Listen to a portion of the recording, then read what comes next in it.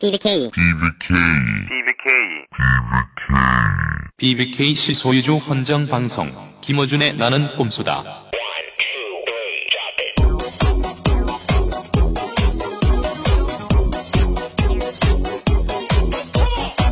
BBKC 소유주 헌정방송 봉주 23회 시작합니다. 근데 정황상 그리고 유족들 그리고 김수태 씨가 계속 자기는 뺏겼다, 강탈당했다 이렇게 얘기하고 있는데요. 네. 근데 법원에서는 강압 부분이 있었다고 인정하기 어렵다 해갖고 패소 판결을 내렸다는.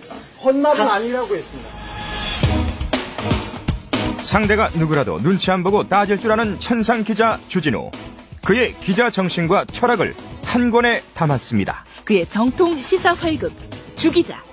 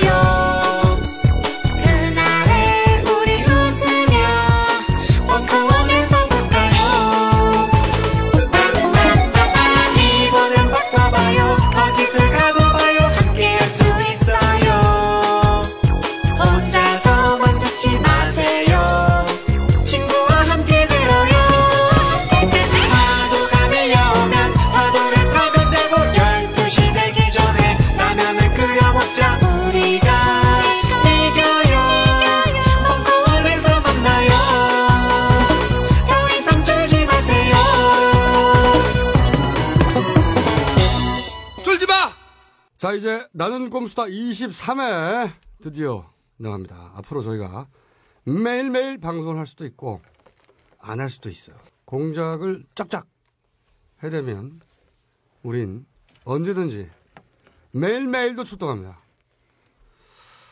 매일매일 하고 있는 것 같은데 공작을. 자, 우선 밀린 숙제를 먼저 털고 딴지일보에서 말이죠. 기네스 협회에다가 신청을 하나 했어. 이인재 당적 변경 세계 신기록을 인정해달라고 간곡히 호소했더구만. 신청 절차를 본인이 신청하지 않아도 돼요? 기네스 협회 당적 변경 세계 신기록 항목이 없더라고. 항목을 만들어서 그다음 인정해달라고 신청을 했더니 이런 것은 본인이 직접 해야 된다. 아, 그래요? 그래서 우리가 이인재 전 대표 의원실에다가 요청을 할 예정입니다. 안녕하십니까. 졸라 비슷해. 탈당 이인재입니다. 저 이인재 당적 변경 세계 신기록을 달성했습니다. 몇 번? 13번입니다. 제가 갔던 당은 전부 대선에서 패배했습니다. 이번에도 임무를 다하겠습니다. 주목받는 사람이 있습니다. 바로 이인재 대표인데요. 네, 이번 새누리당과의 합당으로 13번째 당적을 갖게 됐습니다. 1997년 신한국당 대선 경선에서 이회창 후보에게 패하자 탈당해 정치인의 한 사람으로서 정말 진심으로 사죄를 드립니다. 국민신당을 창당했고 새롭게 나라를 도약 발전시켜 나가겠습니다. 이듬해 김대중 전 대통령이 창당한 새정치국민회의에 입당합니다. 이 시대에 개혁을 성공시키는 것보다 더 큰 대의는 없다는 확신을 갖게 됐습니다. 새정치국민회의가 간판을 바꿔단 새천년 민주당 대선 후보 경선에서 노무현 후보에게 패하자 다시 탈당해 부패한 세력과 급진 과격 세력의 집권 연장 기도를 막아내지 못한다면 자민련 당적을 갖게 됩니다. 현대사의 중심에 자민련이 있고 자민련을 이끄는 김종필 총재님이 계십니다. 이후 국민중심당, 민주당, 12월 19일 반드시 민주당의 승리를 이끌어낼 것을 굳게 다짐합니다, 여러분. 통합 민주당을 거쳐 저는 광야에 다시 홀로 서서 저의 행보를 결정해 나갈 생각입니다. 자유선진당과 이회창 전 대표와 이인재 의원도 지난 일은 잊기로 했습니다. 저의 부족함 때문에 마음이 좀 불편하셨다면 이해해 주시고 선진통일당, 새누리당까지 이번 대선에서 박근혜 후보를 압도적으로 당선시킵시다. 4번의 탈당을 포함해 자의반 타의반으로 당정만 13개를 갖게 됐습니다.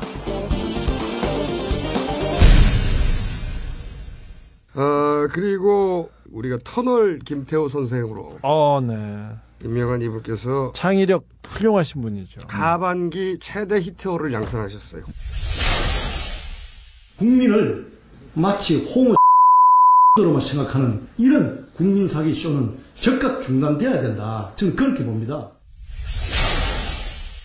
연세대의 황상민 교수님께서 생식기 발언을 했다가 네네 그랬다가 비광 김성주 여사께서 연대에 매일 출근하겠다 항의하겠다 그러다가 쏙 들어갔어요. 왜 만만한 게 홍어조시라고 하는지 아냐? 왜 그래요? 알지. 그게 이제 홍어는 암놈이 맛있어요. 그래가지고 비싸. 크고요. 크고 순놈을 잡으면 적출을 하는 거야. 적출. 잡자마자 배에서 적출해서 버립니다. 그러니까 암컷처럼. 그렇지. 속여서 팔라고. 만약에 이거를 문재인 캠프에 캠프 최고위원급이 이 홍어젓 얘기를 했잖아. 네. 포탈에 도배돼서 최소한 일주일은 가 이거. 당연하죠. 일주일은 가는데 만약에 반나절 만에 이게 사라졌거든. 그렇죠. 선거 캠프에서 누가 책임 있는 사람이 이런 실수를 하지 않습니까? 문재인 나와서 사과하라 난리가 났을 거 아니야. 새누리당 여성 의원들이 단체로 나와가지고. 당연하지. 네. 여성단체 마구 나오고 계속해서 나가죠. 이게 도식입니다. 김용민 때도 봤지 않습니까? 그리고 지상파 8시, 9시 뉴스에 5곡지 나옵니다. 반드시 나온단 말이야. 맨 앞에 5곡지 나와요. 이 어조 사태. 응? 이 어조 사태가 반나절 만에 포털에서의 기사 검색어에서 수르륵 사라졌어요. 홍호 김태호 선생께서 스스로 등장해 주시는 바람에 터널 디도스 건 또 한번 짚어보겠습니다. 새로운 정황이 나왔어요. 이게 새누리당 전 청년위원장 손인석 씨가 젊은 직장인들 투표를 떨어뜨리기 위해서 일부러 터널을 막았다. 창원 터널. 그러면서 공사비 5천, 차량 동원비 5천 그런 진술을 남기고 갔는데 최근에 새로운 증인이 나타났어요. 울산 지역에서 울산 지역에서만 제2시 청년회를 통해서 20명이 전화로 연락을 받고 터널로 달려가서 일부러 교통 체증을 일으켰다.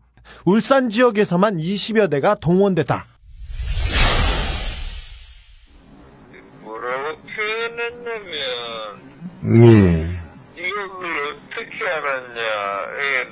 나 꼼수라는 데서 나왔다니까. 나 꼼수는 뭔지는 알거든요. 웃으면서 그거 한 친구가 설마 그럴 리가 있겠나라고 얘기했을 때 그 친구가 웃으면서 사실이다 그러더라고요. 그래요. 그래서 네가 뭐 어떻게 하냐니까 자기가 직접 갔대요. 울산에 한 20명 정도 회원이 갔답니다. 별로. 자기도 딸 태우고 그 터널을 뱅뱅뱅 돌았답니다. 이 증언을 한 사람 말이죠. 자기는 저녁에만 4번을 돌았다. 그 터널을 4번을 돌았다는 거야. 4바퀴 반을 돌았답니다. 4바퀴 반이라고 했나? 네. 한 사람이 4번. 네.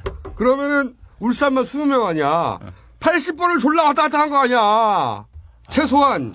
그때 경찰서에 신고됐던 그런 콜밴 택시가 있었죠. 그 사람들도 왔다 갔다 했습니다. 그러니까 울산에서만 증언을 한 사람만 4번 왔다 갔다 했고 자기 같은 사람이 20명이 있었고 그것만으로도 막혀. 그렇죠. 그리고 그 짓을 했다는 사람이 나타났어. 아, 이런 새끼들이 모여가지고 무슨 민주주의를 하고 선거를 한다고 촛을 까고 있어, 씨발.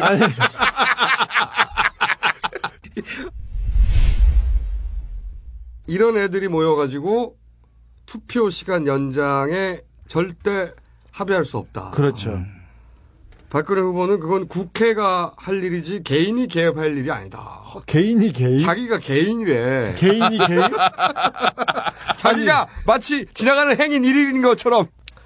그러니까 국민들이 투표를 많이 하면 무조건 진다고 생각하잖아. 그렇죠. 그러니까 국민들이 투표할까봐 벌벌 떠는 거 아니야. 투표를 두려워하는 사람들입니다. 투표를 두려워하는 집단입니다. 터널 디도스. 선관위 디도스. 이게 무슨 투표 민주주의야. 시간 연장 절대 안 돼. 이게 무슨 민주주의냐고. 아, 투표하는 거를 두려워하는 정당은 결국에는 투표를 없앱니다. 졸라 썰렁하다, 이씨. 김용희 씨야, 너무 오르셔서 간 떨어졌어, 이씨. 욕해, 그냥. 안녕하십니까. 야, 이인재. 내가 선진 동일당 그 합당을 지지했다고. 둘이 왜 싸워? 좆가고 있어요. 그거 웃겼다, 이씨. 이인재 한마디. 안녕하십니까. 아니, 총재님은 저희 합당이 싫으십니까? 야, 이 개새끼야. 조카 이 새끼야. 너 이 새끼 여기에서 나갔다 이 새끼. 야이 돼지 새끼야. 졸라 뜬금없이 맥락도 없는 욕을.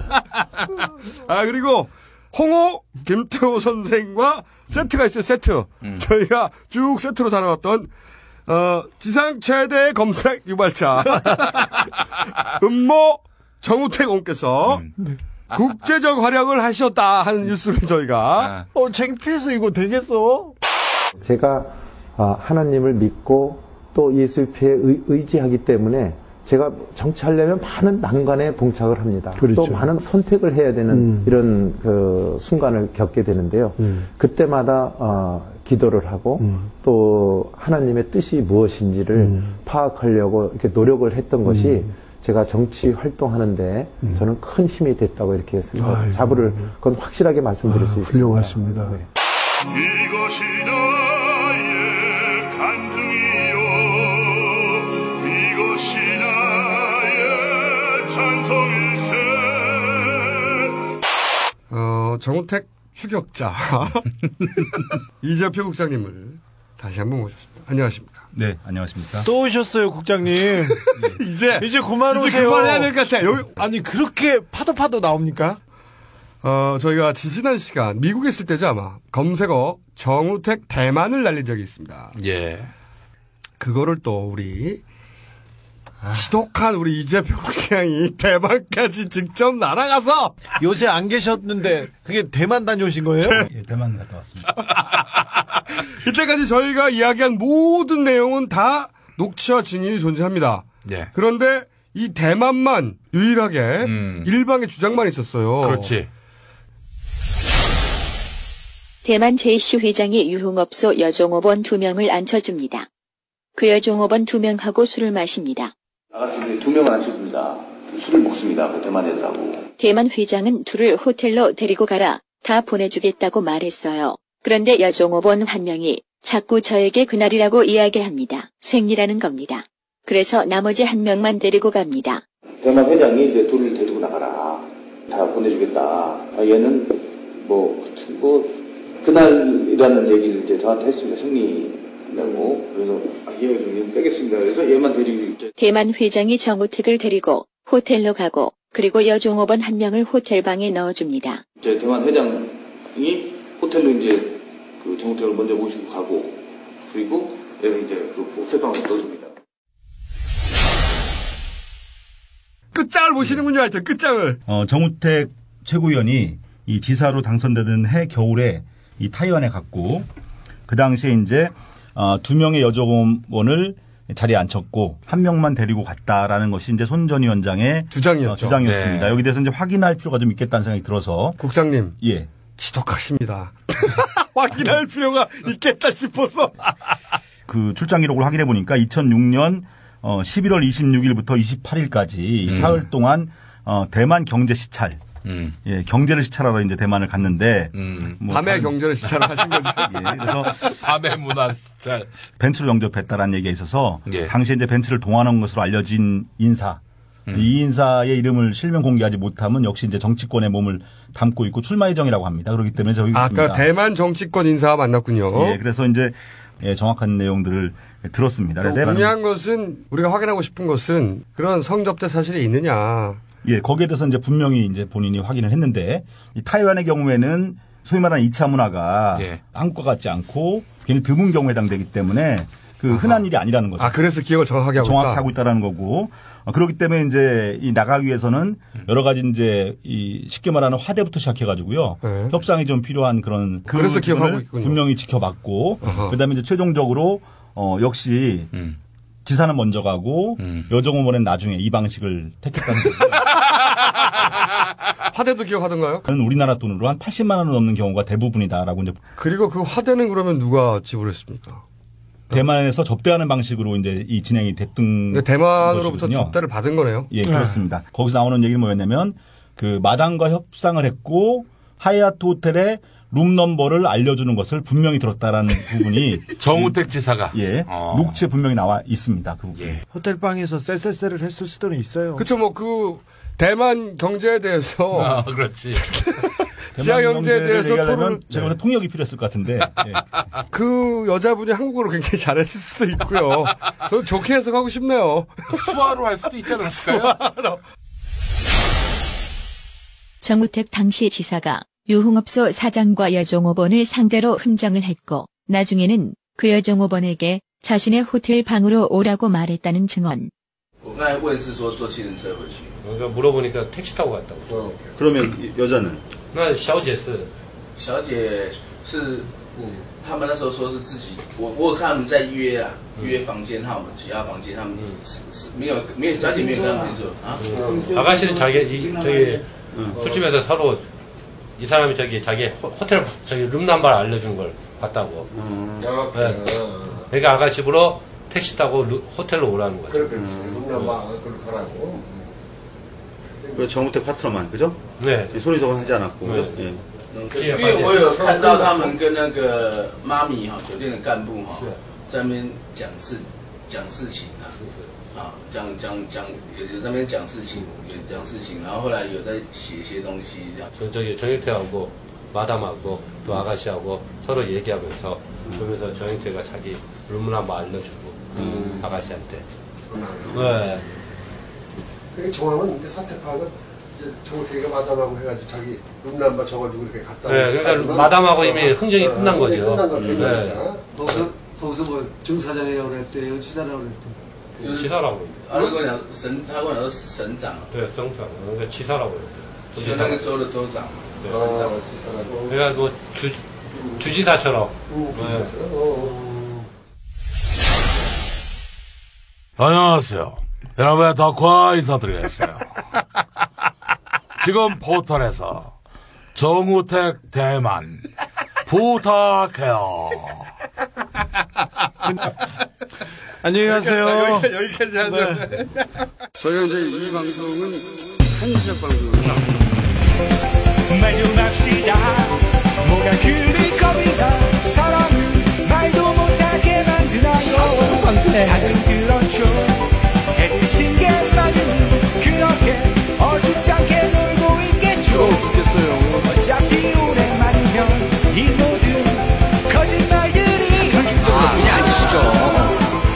모두 다 끝날 테니 그날은 딱 기다려요. 인도사의 선방을 들어. 힘을 내봐요. 같이 즐겨요. 우리 모두 웃을 날을 기다려.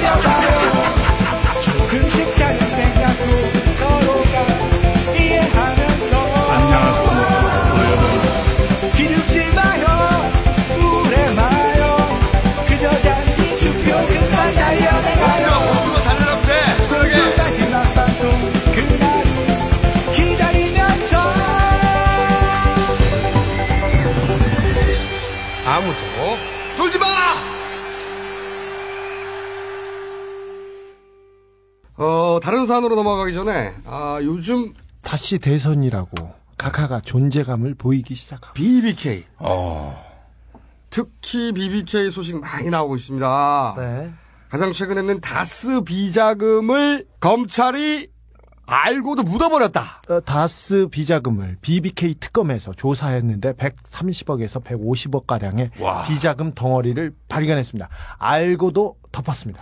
이러면 안 되죠. 절대 안 되지. 당시 BBK에서 쟁점 중에 하나가 그거였어. 도곡동 땅을 판 돈이 어디로 갔느냐부터 찾아봤을 때 그게 다스도 연결돼 있었고 BBK도 연결돼 있었어요. 사람들이 다 잊어버렸을 것 같으니까 간단하게 정리를 해보죠. 네. 도곡동 땅 판돈이 다스로 들어갑니다. 네. 그리고 다스에서 190억이 BBK로 들어가요. 네. 그러니까 도곡동 땅이 각각 거면 다스가 BBK가 각각 거예요. 그렇죠. 근데 다스 쪽에서 비자금이 100억대가 나왔어. 그러면 이 돈이 누구 건지 찾아야 될 거 아니야. 이 사건을 해결하려면 하지만 안 찾고 덮어버렸다. 정호영, 김학근, 문강배, 이상은, 최철, 이건행 특검보, 그 다음에 특검에 참여했던 박정식, 유상범, 윤석열 검사님들.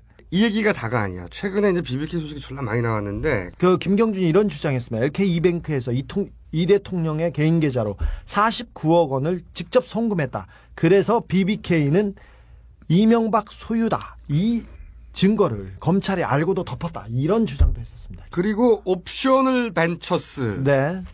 이것도 오랜만에 헷갈리기 시작할 겁니다. 네. 옵셔널 벤처스 좀 더 설명하기로 하고. 옵셔널 벤처스 변호사가 또. 네. 메리리 변호사가. 미국 변호사가 한국에 와서 기자회견을 했죠. 네. BBK 관련 소식이 갑자기 퐁퐁퐁 쏟아지고 있는데 이게 다 산발적이기 때문에 이해를 못하죠. 이 사건들이 어떤 의미가 있는지 챙겨서 정리하기 어렵습니다. 그래서 아주 짧게 1분 복습을 해보자면 내곡동을 팔아가지고 그 돈 일부가 다스로 들어가고 다스에서 190억이 BBK에 투자됐어요. 그런데 이 인터넷 금융사업이었잖아. 네. 실패를 한단 말이야. 네. 그러자 옵셔널 벤처스라는 회사를 통해서 주가 조작을 합니다. 네. 옵셔널 벤처스는 그러니까 BBK로 통칭되는 인터넷 금융사업이 실패하자 돈을 회수하기 위해서 주가 조작을 했던 회사 이름이에요. 김경준이 마지막에 이 회사를 통해서 주가 조작을 하고 약 300 몇십억을 횡령해서 도미를 하게 되죠. 그렇죠. 여기까지가 다스, BBK, 옵셔널 벤처스라는 회사의 관계예요. 수많은 피해자는 옵셔널 벤처스에서 나오게 됩니다. 그때 320억가량 될 거야. 320억가량을 횡령해가지고 김경준이 도미를 하는데 이때 굉장히 재미있는 일을 하고 도미를 합니다. 다스가 190억을 투자했잖아. 그중에 50억은 돌려줘. 졸라 희한해. 존나 친절하게. 어차피 튈 건데 50억은 돌려주고 튀어. 각하를 너무 존경해서 그런 거 아닌가? 그리고 남은 게 140억이에요. 네. 이 140억 우리가 140억 옛날부터 얘기했잖아. 지금껏 얘기했던 140억입니다. 이 140억이 문제예요. 이 140억을 스위스은행에 넣어놨다가 작년에 옵셔널 벤처스와의 소송에서 김경준이 집니다. 졌죠. 그래서 이 140억을 옵셔널 벤처스 투자자한테 돌려줬어야 돼. 그런데 이 돈이 옵셔널 벤처스로 가지 않고 갑자기 우리 각하가 실소유주로 의심받는 다스로 옵니다. 더 중요한 사실은 다스가 140억을 돌려달라고 김경준과 에리카 김한테 소송을 했습니다. 근데 그 소송에서 김경준과 에리카 김이 이겼습니다. 그래서 다스한테는 돈을 돌려줄 필요가 없었습니다. 돈은 그러니까 옵셔널 투자자들한테 돌려줘야 되는데 다스한테 주는 겁니다. 돈을 돌려줄 필요가 없는 다스한테 140억을 돌려준다고. 네. 140억을 그렇게 다스에 돌려준 다음에 에리카 김이 갑자기 한국에 들어옵니다. 그렇죠. 그리고 나서 에리카 김은 모든 혐의를 다 벗고 네. 다시 미국으로 나갑니다. 네. 그때 당시 우리가 이렇게 소설을 썼어요. 140억이 다스로 오고 네. 에리카 김의 모든 혐의를 다 벗겨주고 그리고 김경준을 미국으로 송환하지 않겠는가. 그렇죠. 그런 딜이 있지 않겠느냐는 소설을 졸라 썼지 그때. 소설을 연락에 쓴 게 작년 여름이었죠. 그런데 우리가 하도 떠들어가지고 김경준을 미국으로 송환을 못했어요. 네. 140억 원 왔는데 김경준은 여전히 한국 감옥에 있는 거야. 그렇습니다. 그러자 새로운 상황이 발생했어요. 최근에 김경준은 열받았을 거 아니야. 만약에 그때 딜이 있었다면. 네. 그렇지. 최근에 이 140억에 대해서 다스를 상대로 그거 도로 토해내라는 소송을 준비하고 있다고요. 소송을 준비하고 있다고 발표를 했습니다. 재밌는 것은 김경준이 졸라 재밌어 이거. 김경준이 그러니까 이명박 대통령 주변과 이면 계약이 있었을 거 아닙니까? 돈 돌려주고 만약에 우리 소설이 맞다면 네. 이면 계약이 있었을 거 아니야. 그 얘기도 하신답니다. 매우 재밌는 상황이에요. 네. 자, 그렇다면 과연 우리가 소설을 쓴 대로 실제 딜이 있었을까? 네. 여기에 대해서 옵셔널 벤처스의 변호사 메리리 변호사. 자, 메리리 씨의 이야기를 들어보시죠. 변호사님, 핵심만 간단히 말씀하시죠. 140억이 다스로 건너가고 그 다음에 에리카하고 김경준을 풀어준다. 이런 합의는 에리카하고 누구하고 한 겁니까? 김백준, 김재수 그 두 사람이 앞에서 뛰었고요. 네. 그 뒤에 합의 라인에는 이제 그 이상득 전 의원이나 네. 이런 모든 합의 과정에서 참가를 했다고 생각을 해요. 네. 스위스 은행에 있는 돈을 찾기 위해서는 미국 연방 법원에서 몇 가지 절차가 필요했을 거 아닙니까? 합의나. 그리고 원래는 그래요. 근데 그렇게 하지 않았어요. 모르게 했어요, 법원을. 법원 모르게 그냥 한 겁니까? 법원 모르게 본인들끼리 말하자면 그런 음모를 한 거예요. 네. 법원도 모르고 그다음에 연방 검찰이 모르는 것처럼 하는 상태에서 저는 몰랐다고 생각하지 않아요. 연방 검찰은 그러니까 미 법무부나 연방 검찰은 사실은 알았다고 생각하는데요. 일부 어떤 사람이 그거를 왜 공식적으로는 우리는 모르는 것처럼 하자 이렇게 하는 거 있잖아요. 네네. 아시겠죠? 예. 그러니까 문제가 될 수 있으니까 우리는 모르는 것처럼 하자. 너희끼리 알아서 한 것처럼 하자. 이런 식의 방향으로 잡혔다고 저는 알고 있어요. 이상득 의원도 그러니까 네. 이 부분에 대해서 깊이 연관이 돼 있습니까? 그게 저는 전혀 아닌 줄 알았는데요. 네. 이상득 의원이 알고 있었을 뿐 아니라 김백준 씨가 관여를 했기 때문에 결국은 그 사람들이 다 하나의 커다란 조직 체계라는 거를 제가 그런 임프레션을 받았어요. 그러니까 간단하게 요약을 하면 다스가 140억을 돌려받을 때 네.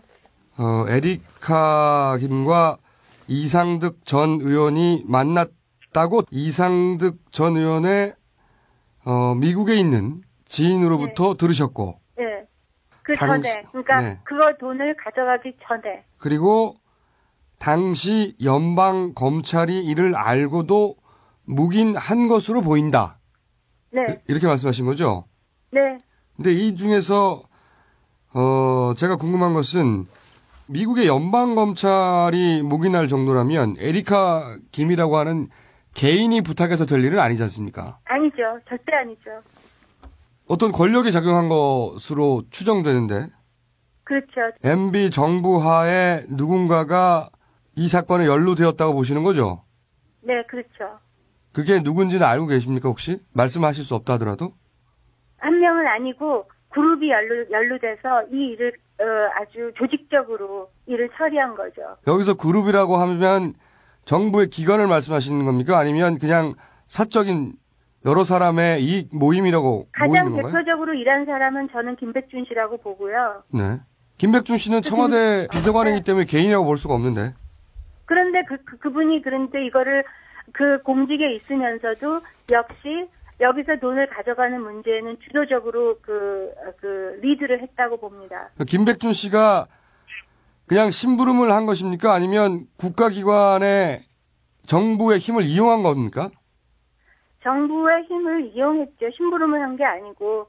왜 그러냐면 제가 지난번 기자회견 때도 말했듯이 워싱턴에 있는 주한미 대사관이 계속적으로 이 문제를 모니터하면서 저한테 알아보고 연락하고 돈을 가져가기 직전에 펜딩인지도 확인하고 사건이 이런 네. 일들이 계속 있었거든요. 아하. 그렇다면 주미대사관의 그 법무관도 역시 그 심부름 라인에서 사용됐다는 거를 말하는 거잖아요. 주미대사관의 마찬가지로 법무관이 이 상황을 계속 모니터링하면서 네, 보고를 하고 있었어요. 그러니까 누군가가 보고를 하는데 그 보고가 사실인지를 저한테 다시 한번 재차 확인하고 네. 법원에 어떤 명령이 나오면 그것도 확인하고 그다음에 돈을 가져가기 한 달 전쯤에 그 법무관이 변호사님한테도 확인을 했죠. 이 부분에 대해서. 네, 저한테요. 네. 다스 소송이 국가의 중요 정책이군요. 그러면. 그래서 그거를 항상 어이가 없다고 생각을 해왔음에도 불구하고 제가 기자회견 때 말한 것처럼 저는 변호사 신분이기 때문에 무슨 그런 거를 문제 삼고 그런 걸 떠드는 입장이 아니고 의뢰인의 베스트 인트레스트로 해서 일을 해야 되는 입장이기 때문에 우리가 소송에서 다 뭐 확보하면 아무 상관없고 그거는 다른 분들이 할 일이라고 생각하고 저는 그냥 침묵하고 있었을 뿐인데 결국은 그런 모든 일들이 우리 의뢰인으로 하여금 판결 집행을 할 수 없게 방해를 했고 지금까지도 하고 있기 때문에 이제는 이제 의뢰인의 요청으로 이런 거를 밝히고 기자회견을 하게 되고 제가 얘기하게 된 거죠. 그러니까 지금 말씀은 주미 대사관의 법무관이 네. 다스라고 하는 일개 사기업에 네. 140억에 관해서 지속적으로 이명박 대통령 취임 이후로 모니터링 해왔다. 네, 맞아요. 정확합니다. 그래서 변호사님께서는 미 연방검찰과 우리 정부 모 담당자, 누군지는 모르겠습니다만, 네. 모 담당자와 어떤 거래가 있지 않았겠는가, 이 돈을 네. 모른 척 해달라고. 그렇죠. 그렇게 보시는 거군요. 네. 그리고 그러니까 연방검찰과 결탁한 우리 정부의 모 인사, 혹은 연방검찰의 압력이나 협력을 요청한 우리 정부의 모 인사도 누군지 알고 계십니까? 그러니까 그게 한 명이 아니고요. 저는 그룹으로 보거든요.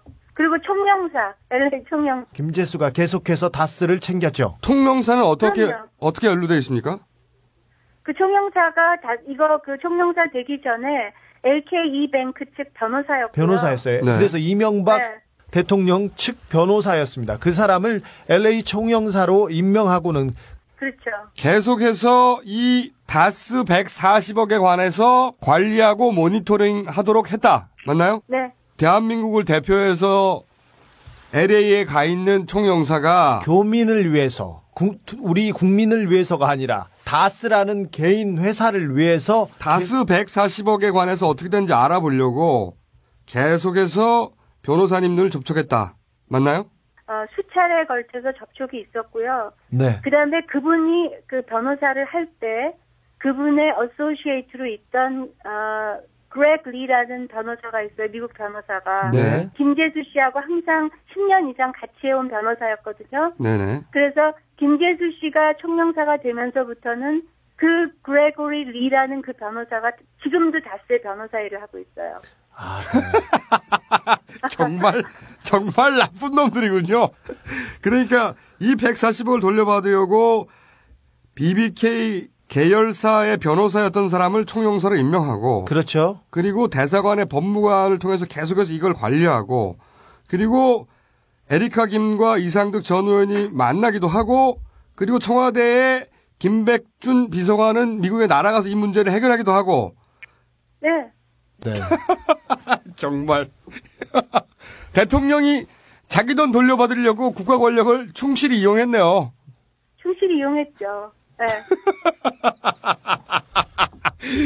하여튼 불법은 성실해, 진짜. 저희가 그 다스를 소송해서 아주 어려운 싸움을 하고 있는데 그 법정에 나올 때 예를 들면 에리카 김이나 이보라 씨하고 다스 측하고는 한 그룹이 돼서 자기들끼리 미리 미팅하고 커뮤니케이션하고 웃고 깔깔거리고 그다음에 옵셔널을 상대로 싸우고 있죠. 지금까지. 그러니까 피해자들 소액 주주들과 반대편에 에리카 김 측과 이명박 측이 같이 손잡고 대응하고 있다. 이렇게 봐야 되는 거죠. 그럼요. 지금도.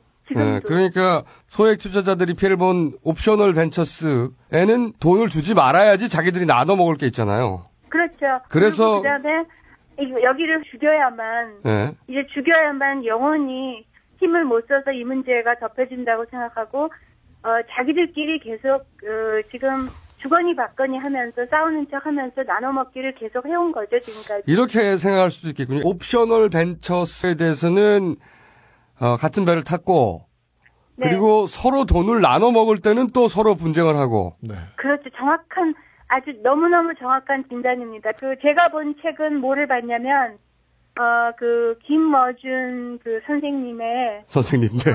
감사합니다. 뭐죠? 닥치고 정치. 네. 쓸데없는 책이죠. 거기에 나온 부분을 봤고 거기에 나온 거는 정확하다고 봅니다. 네.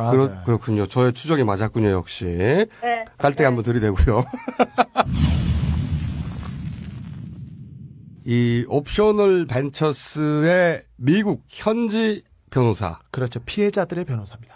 주가 조작으로 수많은 사람들에게 피해를 준 BBK는 누구의 회사인가? 바로 그 피해자들을 이 옵셔널 벤처스라는 회사를 통한 주가 조작으로 양산한 거예요, 피해자들을. 그렇죠. 그 피해자들을 대변하는 미국에서의 변호사 메리리의 증언이었는데 그 BBK 관련 회사를 변호하던 변호사를 LA 총영사로 임명했습니다. 임명을 하시는 놀라운 꼼꼼함을 선보이셨고 그리고 그 대사관의 직원 법무관을 통해서 이 사건을 계속 관리하고 그리고 형님 네.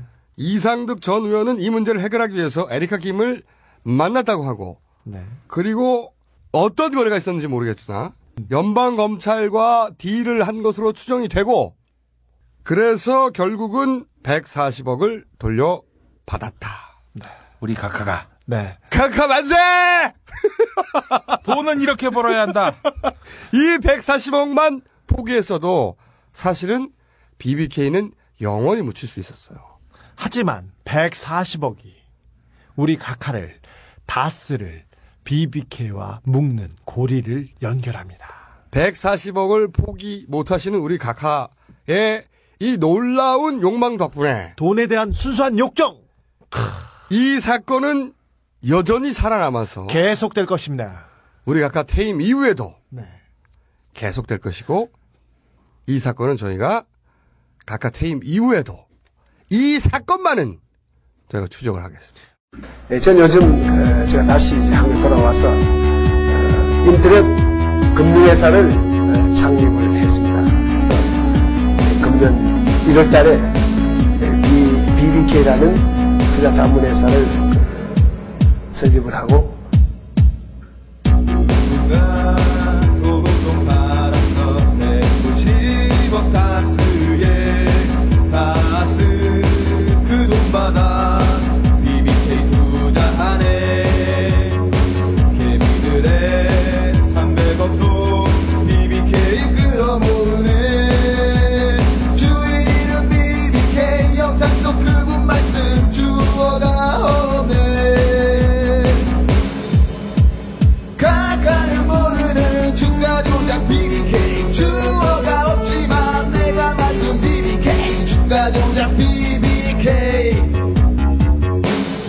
BBK라는 투자 자문회사를 설립을 하고 자 사실상 BBK 제2라운드가 시작된 겁니다.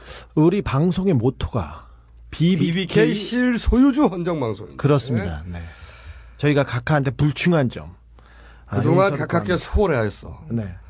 요 사건 저희가 전문가란 말이죠. 이 사건 때문에 우리 정봉주 의원이 감옥 간 겁니다. 그리고 네. 요 사건 저희가 절대 소홀할 수가 없죠. 네. 이 BBK는 반드시 재수사돼야 된다. 네. 만약에 BBK가 재수사되지 않는다. 저희가 BBK 특집 방송 따라 만들지 몰라요. 그것만 BBK만 수사하는 방송. BBK 특검 방송.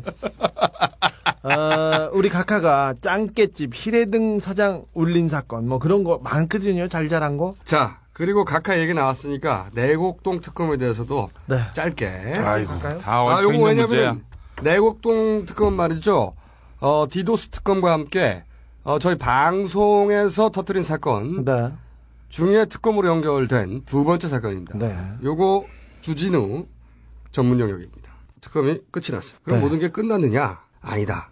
네. 진짜 특검은 시작조차 하지 않았다. 네. 이 말을 하고 싶습니다. 30일이었습니다. 역대 최단기간 특검이었습니다. 그리고 특검 영장을 거부해서 특검이 중단된 건 또 처음이었습니다. 자신과 관련된 범죄 수사를 하는데 이제 그만! 내 죄는 그만 물어라! 뚝 끊어진 거 아니야. 그렇죠. 그러면 좋겠어. 이건 정말 말도 안 되는. 14일이 특검이 마지막 날이었지 않습니까? 근데 13일 날 김인옥 여사의 서면 진술서가 도착합니다. 그리고 13일 날 그동안 계속 아프다 뭐하다 했던 그 이상은 씨 부인 박 씨도 그날 서면 조사를 보냅니다. 서면 진술서를. 조사에 응할 생각이 없었죠. 무조건 아프대. 이상은 아프다고 다리 절고 지팡이 들고 나왔지 않습니까?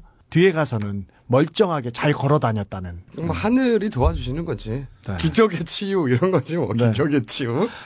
이상은 씨 부인 몸이 안 좋아서 특검에 나올 수 없다 이렇게 계속 얘기했는데 그때 그 시간에 다른 데에서 회의하고 있었습니다. 제가 그거 공개할 수도 있습니다.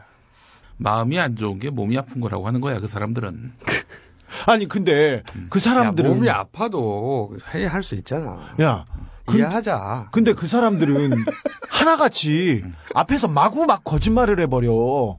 이시영 씨가 청와대에서 점심을 먹고 구이동에 갔다 와서 5시에서 7시 사이에 또 밥을 먹었다. 이렇게 얘기했는데 구이동에 이상은 씨한테 돈을 받으러 갔을 때 그 시간에 이시영 씨는 주식 투자를 하고 있었어요. 그리고 5시에서 7시 사이에 청와대에서 밥 먹었다고 했지 않습니까? 그때 이시영 씨는 그 학동 사거리에 있는 마케도라는 패밀리 레스토랑에서 밥을 먹고 있었어요. 그때 두부 카르파치오, 안심 스테이크 먹고 있었어요. 그 썰어 먹고 있었어요. 그리고 조금 있다가 썰어 먹었는지 그냥 먹었는지 디테일을 분명히 해. 네, 썰어 먹었어요. 그리고 그 다음에 청와대에 있었던 시간에 단란주점에 가서 우리 이시영 씨 노래 부르고 있어요. 드렁큰 타이거 굿 라이프. 그 노래를 불렀다고? 네. 한 잔, 두 잔, 비워내는 술잔, 혀를 지나 목구멍으로 넘어가는 순간 너무 잘 불렀어. 리쌍 노래 앵콜 받았어요. 앵콜 받았어. 네, 진짜 말하기 싫은데 근데 이시영 씨가 그 얘기를 분신술을 하나 보지. 분신술. 아니 홍길동 그때 사람이 이렇게 그러면 자 특검에서 나왔던 말이 다 거짓이었지 않습니까? 그래서 다시 이시영 씨한테 물어봤어요. 그런데 뭐라고 하냐면요, 다 그렇게 했다는 거예요. 이런 다른 정황 증거들 네. 혹은 물증들이 있는데 겹쳤는데도 왜 이것이 서로 다르냐 물어봤더니 아니요, 청와대에서 밥도 먹고 바깥에서도 먹었고 여기에서 있었고 거기에도 있었고 시간이 겹치는데 네. 그게 분신술 아니야 분신술. 그 집안은 아주 유체 이탈이 네. 아주 일상화되어 있는 아니 집안이야. 앞에 대고 그렇게 거짓말을 합니다. 집안 도술이 있어. MB 분신술이라고. 그랬어?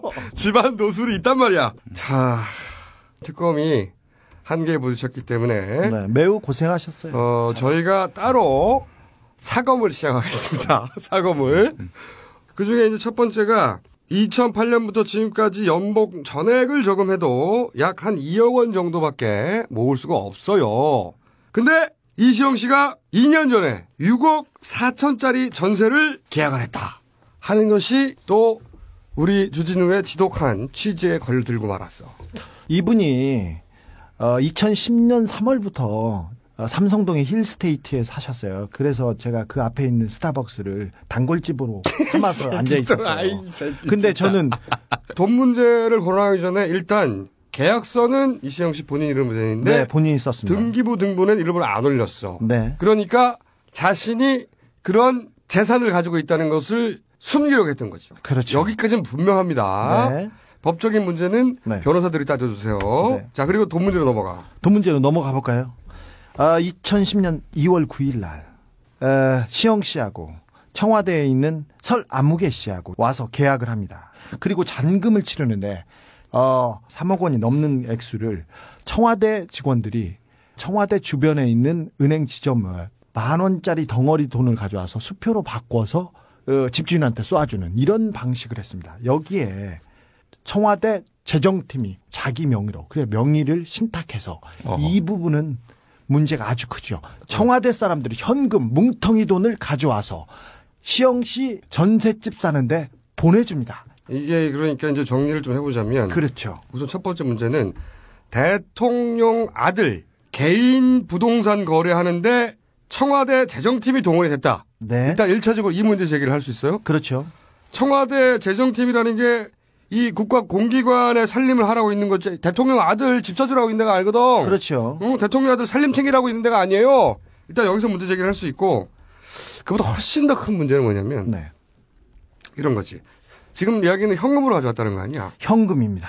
현금을 청와대 재정팀 직원들이 나눠서 가져와가지고. 그렇죠. 주 아무개, 도 아무개, 이 아무개, 안 아무개, 김 아무개, 고 아무개가 뭉텅이 돈을 가져와서 이것을 은행에서 바꾼 다음에 집주인에게 송금하여 겉으로 거래상으로 보면 이것이 이시영 씨의 집인지 모르게 한 거지. 일단은 현금을 가져왔는데 그 현금이 어디서 났냐, 누구의 돈이냐 하는 문제가 또 남는 거예요. 그렇죠. 일단 이시영 씨 본인의 돈일 수는 없잖아. 재산이 없으니까. 그렇죠. 그만한. 그리고 이명박 대통령과 김윤옥 여사도 그때 재산 변동이 없었습니다. 그래서 이명박 대통령의 돈도 아니고 김윤옥 여사의 돈도 아닙니다. 공식적으로는.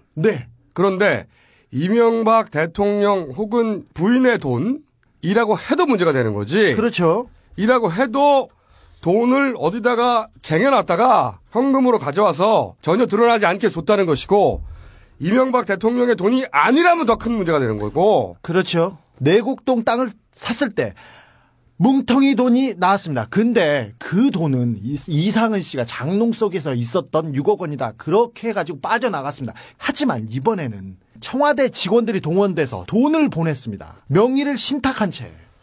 자, 생각해보자고. 만약에 내곡동처럼 이상은 씨가 준 것이라고 처리하려면 그렇죠. 그냥 현금이 가야 돼요. 그렇죠. 현금이 그래서 장롱 속에 있었다.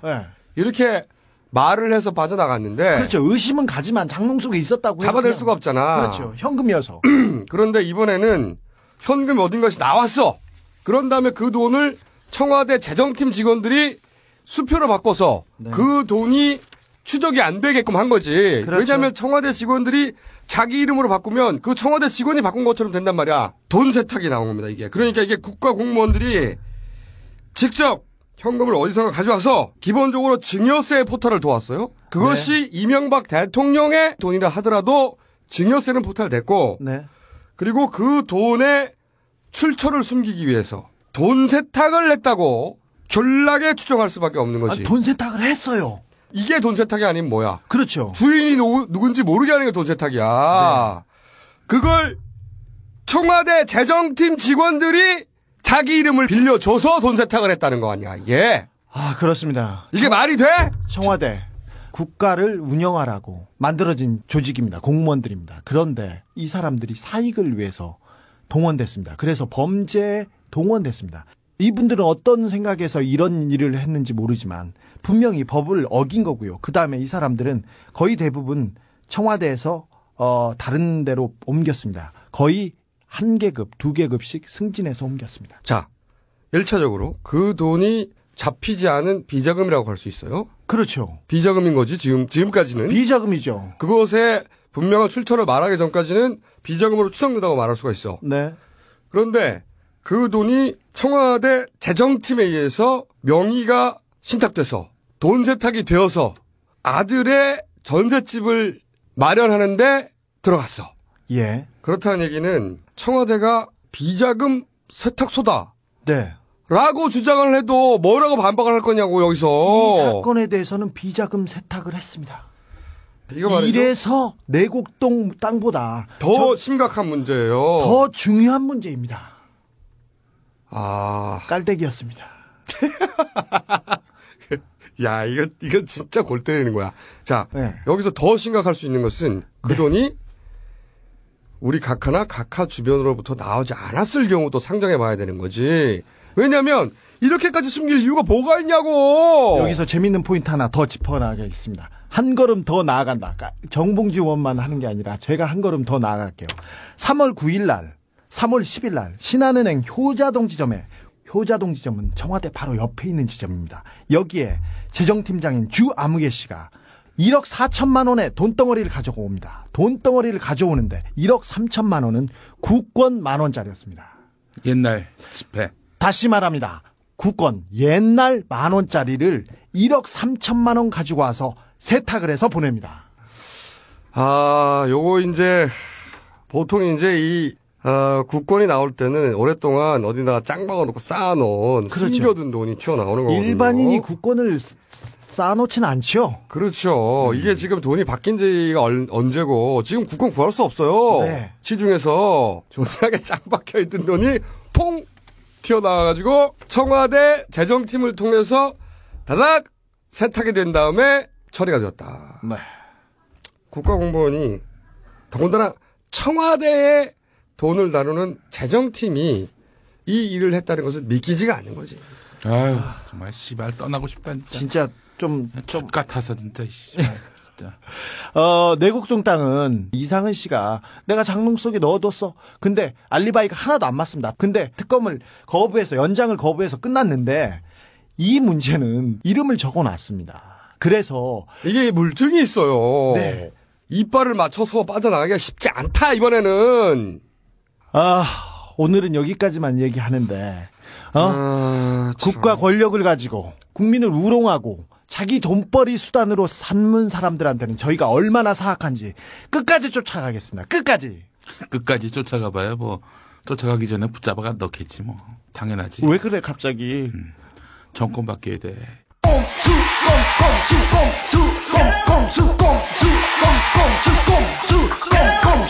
다 거짓말을 아시죠?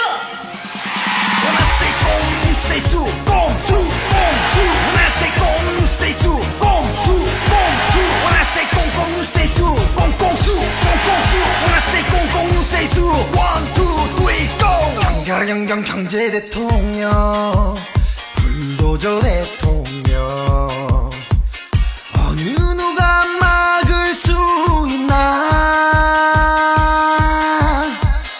우리가 가해 꼼꼼한 스킬을 사람들은 꼼수라 칭하네 서민물가 쌈 싸먹고 시장국밥 말아 드시고 잊지 마라 각하께서 아직 배가 고프시단다 쌈 싸 드셔도 말아 드셔도 그 속에는 각하의 기쁜 뜻이 꼼수 쓰시네 디테일하게 들어봐요 나는 꼼수다 When I say 꼼 you say 수 꼼수 When I say 꼼 you say 수 꼼수 When I say 꼼꼼 you say 수 꼼꼼수 When I say 꼼꼼 you say 수 1, 2, 3 go Your voice be ambitious 야맹 흐셔 ambitious 투자 유지한다더니 달달 털리는 우리 호주머니 땅을 파봐라 돈이 나오나 강을 넓혀라 돈이 나오나 짠말 말고 가까워지는 그럼 너는 세상을 나가줘 언제나 후연지기 반등 정신 실천하시는 잊지 마라 각하께선 그럴 뿐이 아니시란다 쌈 싸 드셔도 말아 드셔도 그 속에는 각하의 기쁜 뜻이 꼼수 쓰시네 디테일하게 들어봐요 나는 꼼수다 이건 모두 거짓입니다 이거 다 거짓말을 아시죠?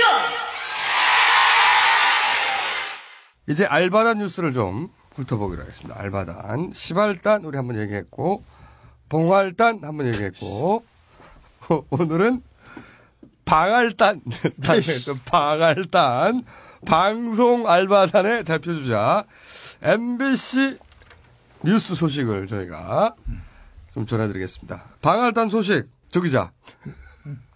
방할단의 활약상에 대해서 좀. 아, 요새 활약상이 너무 대단해서. 너무 대단해. 얼마 전에 대선을 앞두고 여러 계층의 국민들의 목소리를 담는다고 저거 했는데. 웃겼다. 저거 웃겼어.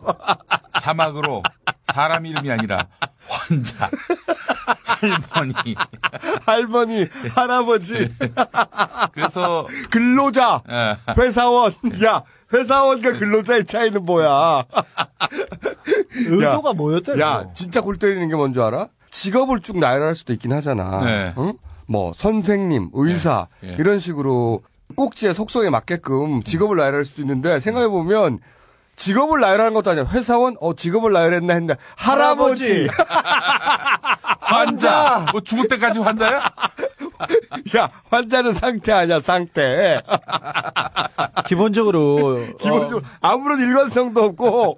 그리고 기본적으로 뉴스나 그 저널리즘을 전혀 모르는 사람이 아니, 뉴스를 근데 만들어서 첫날 봤어요, 뉴스를. 야. 뜬금없이 지금 서울의 밤은 어떤지 알아보겠습니다. 서울의 밤? 잠실 상공에 헬기가 나가 있습니다. 해서 헬기로 서울 야경 비춰주고 수산시장 연결하고 끝. 뭐야 도대체 이거는. 서울의 밤은 어떤지. 야, 그 다음 날은 서울의 물속은 어떤지 알아보겠습니다. 이씨. 그런 거 안 나왔어? 그나마 미친 거야, 미친 거. MBC 뉴스를 사람들이 안 보는 게 그나마 다행이고 위안이라고 생각할 정도입니다. 이제 방할단의 황당사고 약간 짚어주고 넘어가야 됩니다. 11일 날이었습니다. 우리 양승은 아나운서가 신의 계시를 받고 그렇죠. 노조를 발표해서 MBC 8뉴스 8시로 바꿨어요. 8시로 갔어요. MBC 8뉴스로. 네, 거기서 양성은 아나운서가 이렇게 얘기합니다. 야, 다시 뭐라고? MBC 8뉴스. SBS 8뉴스예요. 네. MBC 8뉴스. 아, 나 참. 그 양승은 이분이 이렇게 얘기합니다. 이번에는 대통령 선거를 석 달 정도밖에 남지 않았는데도 유력한 후보들이 확정되지 않은 상황을 반장 선거에 빗대 비평합니다. 이게 뭐가 문제냐면 9월 16일 날 똑같은 멘트를 했어요. 9월 16일 날 방송에서 대통령 선거가 석 달밖에 안 남았는데 유력한 후보들이 확정되지 않은 상태에서. 이번에는 대통령 선거가 석 달 정도밖에 남지 않았는데도 유력한 후보들이 확정되지 않은 상황을 반장 선거에 빗대 비평합니다. 9월 16일 날 방송에서 이렇게 똑같은 멘트를 했어요. 그러니까 누가 다른 걸 써준 거를 그대로 읽었는데. 프롬포트에 올라온 내용을. 네. 근데 그거는 단순 실수라고 할 수 있는데 그보다 사실 더 큰 게 뭐냐면 이게 지금 박근혜 진영에서 막 밀고 있는 프레임이거든. 그렇습니다. 11일 날 중앙선대위에 나와서 박근혜 후보께서 이렇게 얘기했어요. 근데 지금 이제 이 선거를 앞두고 좀 유례가 없는 일이 벌어지고 있습니다. 다시 말하면 지금 한 달여밖에 선거가 남지 않았는데 우리도 상대가 누군지를 누가 링에 올라오는지 모르고 있다는 사실, 국민도 누가 후보가 저쪽에서 되는지를 모르고 있다는 이 기막힌 사실입니다. 이거는 우리나라 앞날을 위해서도 참 바람직하지 못한 좋지 않은 일이라고 생각합니다. 말하자면 선택을 해야 하는 국민들께 충분히 검증을 하고 또 어떤 선택을 해야 나라가 이렇게 얘기하는데 새누리당의 프레임인데 이게 단일화에 대해서 이제 까는 거지 한마디로 말해서. 그런데 이걸 우리 방할단이 이걸 MBC가 시사 만평으로 그대로 하려고 그랬던 거야. 그렇죠. 그러니까 이게 새누리당 방송이라는 거지 한마디로 말해서 새누리당의 당 기관 방송이다 이런 걸 방증하는 거지 스스로. 그런데 이게 석 달 정도밖에 남지 않았다는 말을 안 했으면 그냥 넘어갔을 거야. 그렇죠. MBC는 또 뉴스가 아니야 이제. 지금 MBC에서 마이크 잡고 있는 사람들 거의 대부분 신념도 없고. 거의 신념이 없어. 신념은 있지. 박근혜가 당선돼야 된다. 그 신념은 있네. 신념은 있지. 그 신념은 있네. 기본적으로 생각은 해야지. 석 달이 대선이 석 달밖에 남지 않았는데 이게 뭐야 이게. 자기들의 운명이 걸려 있는 문제인데. 그러니까. 이번에 또 우리 김재철 사장님께서 그렇죠. 이 새누리당과 청와대 하회와 같은 은혜를 입고 김무성 하급열. 절대 아니라고 하겠지. 네. 절대 아니라고 하겠지만 김무성이 김재철을 스테이하라고 박문진 이사한테 그렇게 전화했다고 하는 거 아닙니까? 이것은 박근혜가 이 MBC 문제를 풀 핵심 당사자인데 원치 않는다. 이 증거입니다. 게다가 오랫동안 이명박근혜라고 주장했던 네. 야권의 주장을 완전히. 입증하는 또 하나의 사건이기도 하죠. 왜냐하면 청와대하고 박근혜 캠프에서 동시에 전화했다는 거 아니야? 그렇습니다. MBC가 완전 맛이 갔다. 맛이 갔죠. 그리고 또 하나는 MBC가 박근혜의 방할단이다. 그렇다. 그리고 이제 시발단. 시발단 모 목사님이 인터뷰를 짧게 했어요. 네. 누가 시켰겠죠, 당연히. 자기는 트위터 알바를 운영한 적이 없다. 트위터 알바 운영한 적 있습니다. 네, 있어요. 자, 저희가 거짓말 하는 거면 저희 문제 삼으세요. 목사님, 거짓말 하시면 안 됩니다. 이를 키워주세요. 부탁합니다. 키워주세요. 안녕하세요. MBC 출신 탤런트. 여러분의 덕화 인사드리겠어요. 지금 포털 사이트에서 MBC 방할단 검색 부탁해요. 야, 이씨발, 근데 우리가 부탁하는 건 이제 다 삭제돼. 이 알바 추적, 자동 추적 사이트 네. 만들었다고 했는데, 이 꼼꼼한 새끼들이에요. 이 방송이 녹음된 직후에 이 새끼들이 우리가 방송이 나간 것도 아니고 녹음된 직후에 도청한 새끼들이 딴지일보에서 만들어지는 기사에서 그 주소를 확인하고 들어가서 사이트를 뭉개버렸어. 젖같은 야, 이 새끼들아! 저희가 누가 그랬는지 알아냈어요. 진짜? 죽었어, 이 새끼. 하여튼. 하지만 원본이 있기 때문에 이 사이트를 다시 열었지롱. 여기 가보시면 추적 중인 계정이 2만 1000개입니다. 2만 1000개. 그리고 추적 중인 트윗 수가 30만 개예요. 추적 중인 리트윗 수는 100만 개입니다. 여기서 자동으로 알바들을 적출해내고 있다. 이 사이트 다시 공개합니다. 네, 들어가 보시면 기가 막힙니다. 최소명은 알파라지.com alparazi.com입니다.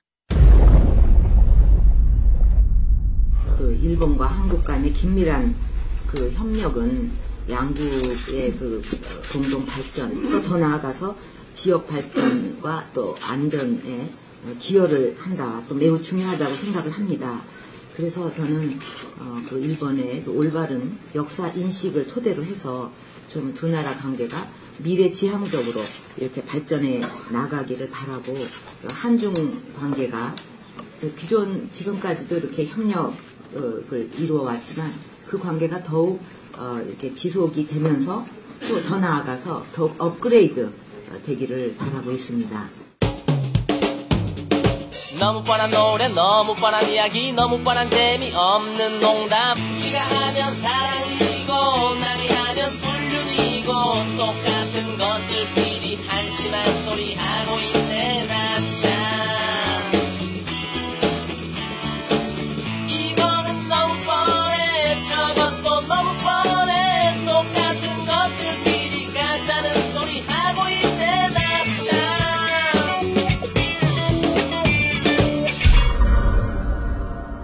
우리 박근혜 후보께서 한 달도 안 남았는데 후보들이 결정이 안 돼서 국민의 알 권리를 충족시키지 못하고 있다고 이런 프레임을 들고 나왔잖아. 구라를 치면서. 그런데 본인이 국민의 알 권리를 위해서 얼마나 잘 활동하고 계신지 그걸 또 저희가 짚어보겠습니다. 그럼.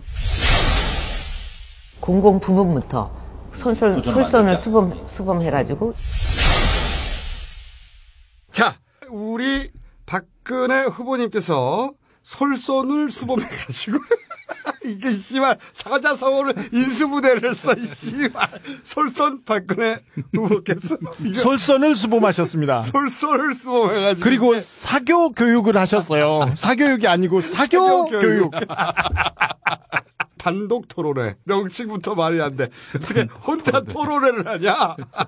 혼자 하면 그게 판토마임이지, 씨발, 무슨.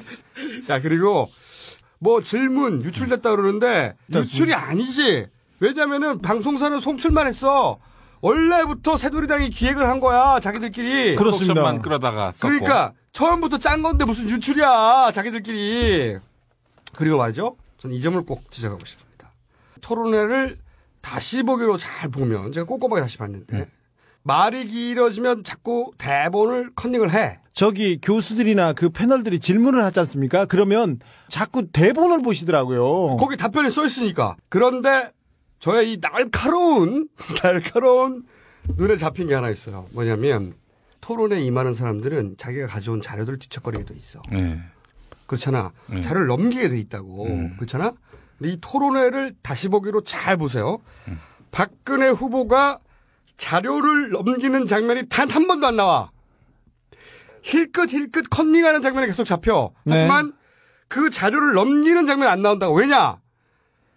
도둑이 재발절인 거야. 다음 질문이 나오면 다음 장을 넘겨야 될 거 아니야. 당연히. 답이 나와야 돼. 답안지를 봐야 될 거 아니야. 그럼 넘겨야 되잖아. 그거를 자기들이 도둑이 재발이 되어가지고 자료를 넘기는 장면이 있을 때는 항상 카메라를 돌려. 그래서 너무나 자연스럽게 나와야 할 자료를 뒤척거리거나 넘기는 장면이 단 한 번도 안 나와. 다시 봐봐. 한 번도 안 나와. 그런데 질문을 하면 항상 자료를 보고 있습니다. 그리고 그 악수를 피했다고 하는 사진. 그렇죠. 신혜선 사건. 이거 거짓말입니다. 네. 거짓말입니다. 손이 아파서 뒤로 주무르고 있는데 악수하러 와서 그런 장면이 찍힌 것이다. 아닙니다. 이게 거짓말입니다. 왜냐? 오마이뉴스의 권우성 팀장이 이 사진을 한 컷만 찍은 게 아니라 그 앞뒤로 연사로 100장이 넘게 찍었어. 104건 찍었죠. 그래서 동영상처럼 쫙 연결해놨어요. 네, 동영상처럼 보입니다. 그래서 실제 어떤 유권자가 다가오니까 손을 뒤로 해. 빼요. 뺐죠. 그러니까 손이 아파서 뒤로 하고 있는데 그 사람이 온 게 아니야. 왜 이 작은 걸 거짓말을 하냐고. 핑클 노래에서 핑클 춤을 추듯 손을 뒤로 빼서 뒤로 뺐다가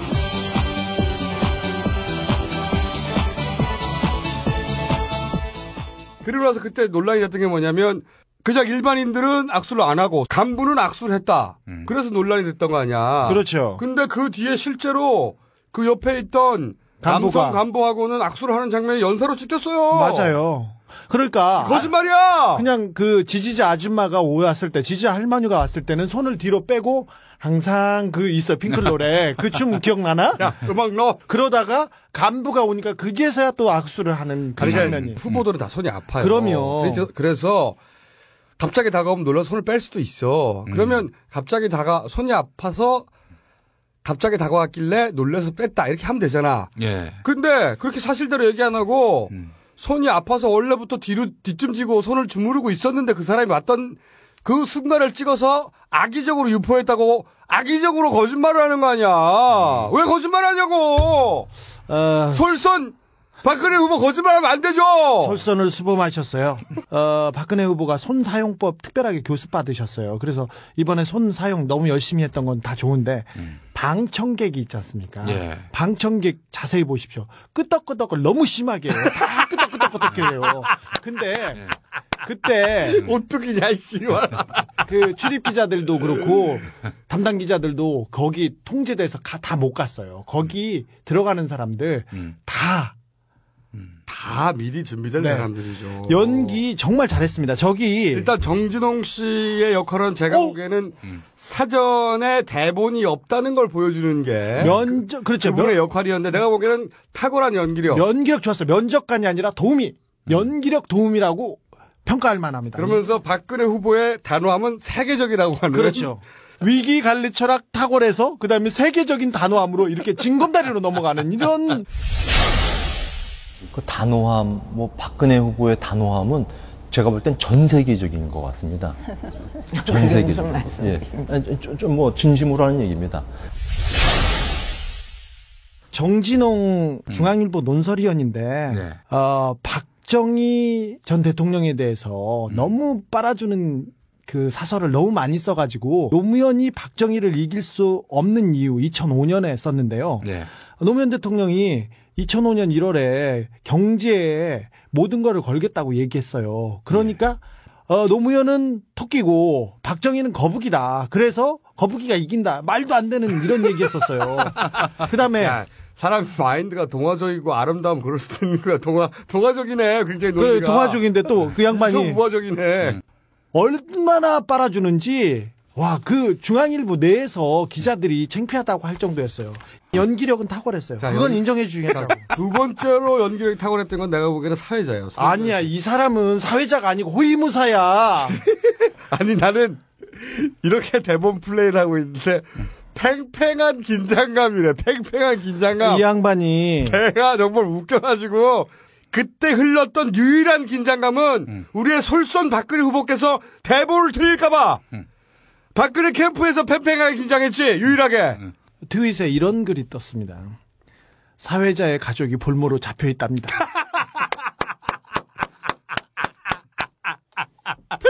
진짜 연기는 다 잘하긴 잘하는데. 그러니까 근데 정진홍이 명연기를 보여주니까 그때 송지연이 이런 얘기를 하죠. 이러다가 아예 못 나오시는 수가 있습니다. 이렇게 얘기하는데 야. 정말 짜고 치는 고스톱도 정말. 아니 이 사전 대본 유출됐어. 송지연 씨가 하는 대본 그대로 유출됐어. 거의 똑같이 했더만. 트윗에 다 떠돌고 그다음에 온라인에 다 나왔어요. 나는 제일 재밌었던 건 이거예요. 우리 솔선 박근혜 후보께서 책을 많이 읽었다. 이런 대목이 있어요. 책을 많이 읽었다고 말하는 스스로. 여기에 관해서는 전효옥 여사께서 증언을 한 바가 있어요. 그렇죠. 전효옥 여사가 이명박 대통령에게 넘어가기 직전까지 무척 가까워서 둘 사이가. 그럼요. 박근혜 후보와 전효옥 여사가 무척 가까웠다고. 근데 이런 말을 한 적이 있어요. 집에 갔더니 박 위원장은 책을 많이 읽는 편이 아니다. 자택에 서재에 가보면 책이 없다. 그 서재가 아니지. CBS 라디오 시사자키 정관용입니다. 2012년 3월 15일 출연분. 서재에 어떤 책들이 있었는데요? 책이 일단 별로 없었어요. 그래서 여기가 서재인가 제가 그 생각을 했고. 자택의 서재? 그렇죠. 예. 책이 별로 없었고. 책이 별로 없었고 통일성이 없었어요. 이 책 저 책 이런 식으로? 그러니까 저희는 가끔 책을 많이 봤잖아요. 예. 그런 책들이 있더라고요. 아, 증정받은 책들? 예. 증정받은 책들인데 통일성도 없다. 그래서 여기가 서재인가 하는 생각이 들었다. 이게 우리의 말이 아니야! 우리는 안 가봤으니까. 집에 가본 전효옥 여사의 증언이야. 제가 철학책이 있고 낚시 관련한 책이 있고 그 바둑 관련 책이 있고 요리 관련한 책이 있고 상어에 관련된 책이 있고 예를 들면 그런 식이지. 말하자면 제 아는 분이 박근혜 후보의 집에 몇 번 가봤는데 1970년대 그대로 멈춰 있는 것 같더라. 어두침침하다고 하더라고요. 그렇죠. 최신 관련 책이 하나도 없다. 요새 조명을 했을지도 모르니까 어두침침하다. 안 가봤으니까 얘기는 하지만. 어쨌든 저희가 이런 얘기 했었어요. 박근혜 후보 토론을 안 할 것이다. 네. 어떻게든 안 하려고 할 것이다. 줄줄이 회피하고 있죠. 단일 후보가 되면 한다고 해놓고 박근혜 후보가 바로 거부했어요. 일정이 빡빡하다고. 양자 토론을 절대 안 하고 선거를 치르겠다는 거예요, 지금. 아니, 미디어 선거가 사실은 보다 많은 국민에게 다가갈 수 있는 기회인데. 깨끗하고요. 한 번에 1000만 명 만날 수 있는데 이것보다 더 중요한 일정은 어딨어? 말도 안 되는 핑계라고. 박 후보는 유세장이나 어디 투표할 때도 계속 관광버스를 이렇게 빌려놔요. 그러니까 관광버스 회사하고 이렇게 일정 조율 이것 때문에 그런 거 아닐까 그건 생각해 볼 수 있어요. 존나 재밌으라고 한 말 했는데 이 새끼야. 야 네가 해봐 현지야. 조조도 실패 이 새끼야. 아니 양자 토론 말이죠. 절대 안 한다에 500원 겁니다. 왜? 하면 바로 보러가니까. 절대 안 한다고 500원 겁니다, 저는. 요 제안을 하고 싶어요. 이제 박근혜 후보께서 TV 토론이나 이런 데 나와서 본인이 얘기를 하다가 뭔가 들통이 난다. 본인의 무지함이라든가, 몰이해라든가, 이런 면모가 드러날 때 TV를 보다가 꼭 조용히, 시청하시는 분들은 요런 얘기를 해주시기 바랍니다. 효과음으로. 뽀록, 뽀록, 뽀록. 야, 요걸로 음악도 하나 만들어줘. 뽀록으로. 뽀록. 뽀록 났네. 뽀록. 이렇게 효과음을 넣어주시면 감사하겠습니다. 뽀록 났네. 뽀록 났어. 야속한 그 사람. 보내주세요. 뽀록 났네. 뽀록 났어. 지난 5년 전에 한나라당 대통령 후보 경선 때 두 분이 토론을 하셨는데 한나라당 중진 의원이 저한테 그런 얘기를 하더라고요. 네. 이명박이 지적이다. 박근혜와 TV 토론을 하는 걸 봐라. 토론하는 걸 봐라. 지적이고 이론적으로 사실 단일화 늦게 돼가지고 좋은 건 박근혜 쪽이에요. 네. 왜냐면은 TV 토론을 안 하잖아. 네. 토론 횟수가 줄면 다 외울 수 있잖아. 통으로. 이 미국의 사라 페일린이라고 있어. 사라 페일린. 멍청하잖아요. 멍청의 대명사잖아. 네. 그래가지고 이 참모들이 질문에 대한 답변을 유연하게 훈련을 시키려고 하는데 안 되는 거야. 그래가지고 질문과 답변을 전체 다를 외우게 만들었어. 통으로 외우게 만들어가지고 그걸 완전히 통으로 외우는 거를 영화로도 나왔어. 게임 체인지라고. 내가 보기에는 그런 일이 벌어지고 있다고 본다. 그 안에서 지금. 그리고 또 하나 재밌는 게 기자회견에 대한 포맷을 바꾸고 있습니다. 신개념 기자회견을 하고 있습니다. 우리 박근혜 후보께서 10월 21일 날 정수장학회를 정리하겠다고 하다가 질의응답을 하다가 제가 질문을 몇 개 했지 않습니까? 갑자기 훅 깔때기 들어오네. 근데 그날 이후에 질의응답을 받지 않습니다. 그러니까 우리 박근혜 후보는 프롬프트를 보고 오늘은 뭐가 있다. 그래서 공약을 읽습니다. 그리고 질의응답은 다른 사람이 받습니다. 11월 6일 날 정치 쇄신안에 대한 발표를 했어요. 4년 중임제 개헌을 추진한다고. 그때 질의응답은 안대희 선생이 받았습니다. 그때 4년 중임제 개헌 추진을 할 때 그게 있었어요. 노무현 대통령이 2007년에 똑같은 내용의 개헌을 추진했을 때 우리 박근혜 후보가 반대했어. 반대하면서 자기가 나쁜 대통령이란 얘기. 그렇죠. 근데 자기가 그걸 주장해. 기자들은 이에 대해서 묻지 않았고요. 그게 기자야? 뭐야 도대체? 박근혜 후보가 앞뒤가 안 맞는 말이나 이전에 자기가 했던 말을 스스로 뒤집는 말을 하면 많아요. 질문을 해야 될 거 아니야. 왜 질문을 안 하냐고. 질문 안 하고 나만 욕하고. 그다음에 11월 9일 날 선박 금융 공약을 했습니다. 부산에서. 근데 질의응답은 안종범, 강석훈이 받았습니다. 그것도 당사에서.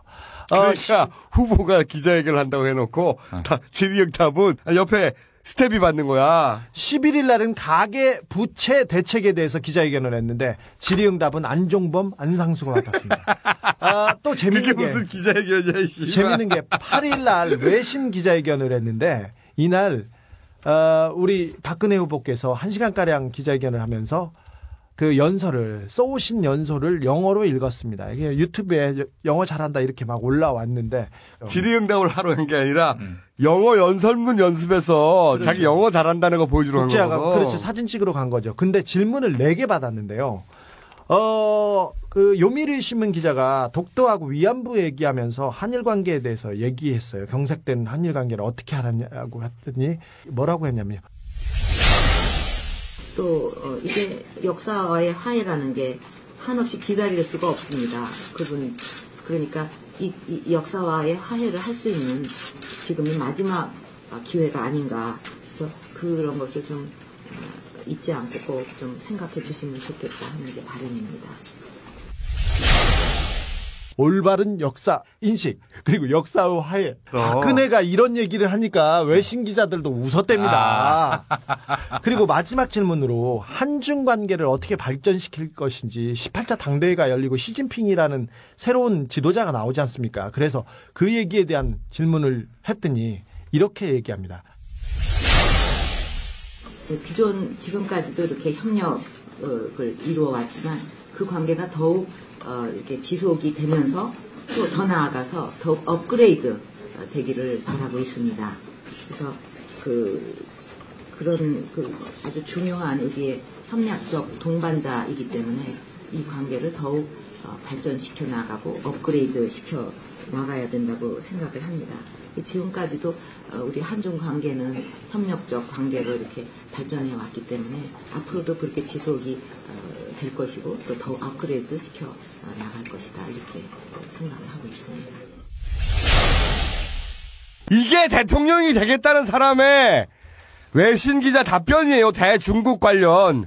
그래서 업그레이드만 3번 얘기하고 말았어요. 그래서 기자회견을 본 어떤 외신 기자가 저한테 이디엇 이런 그 그런 문자가 왔어요. 또 다른 외신한테 전화를 했는데 후보가 와서 대답을 하나도 못하고 가더라 이렇게 얘기하더라고요.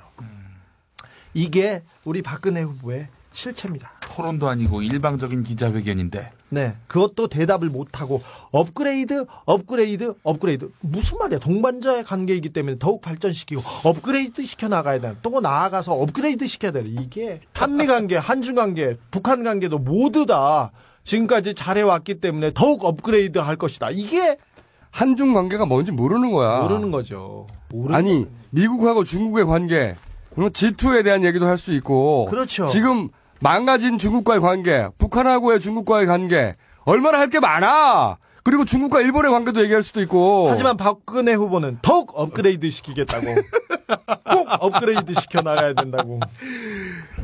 또 그 자리에 뉴스타파 그렇죠. 취재진이 가가지고 질문을 냈는데 조윤선 대변인이 뭐 손가락으로 까딱까딱 표시를 하니까 잽싸게 당직자들이 이 뉴스타파 취재진을 밖으로 끌어냈죠.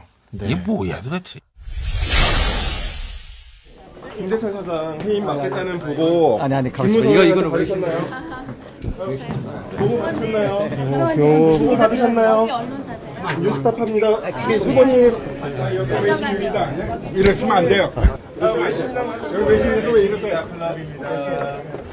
그럼 반칙이십니다. 외신인데 왜 그래요? 지금 앞에서는 가능하죠. 외신 아닌데 이러면 안 되지.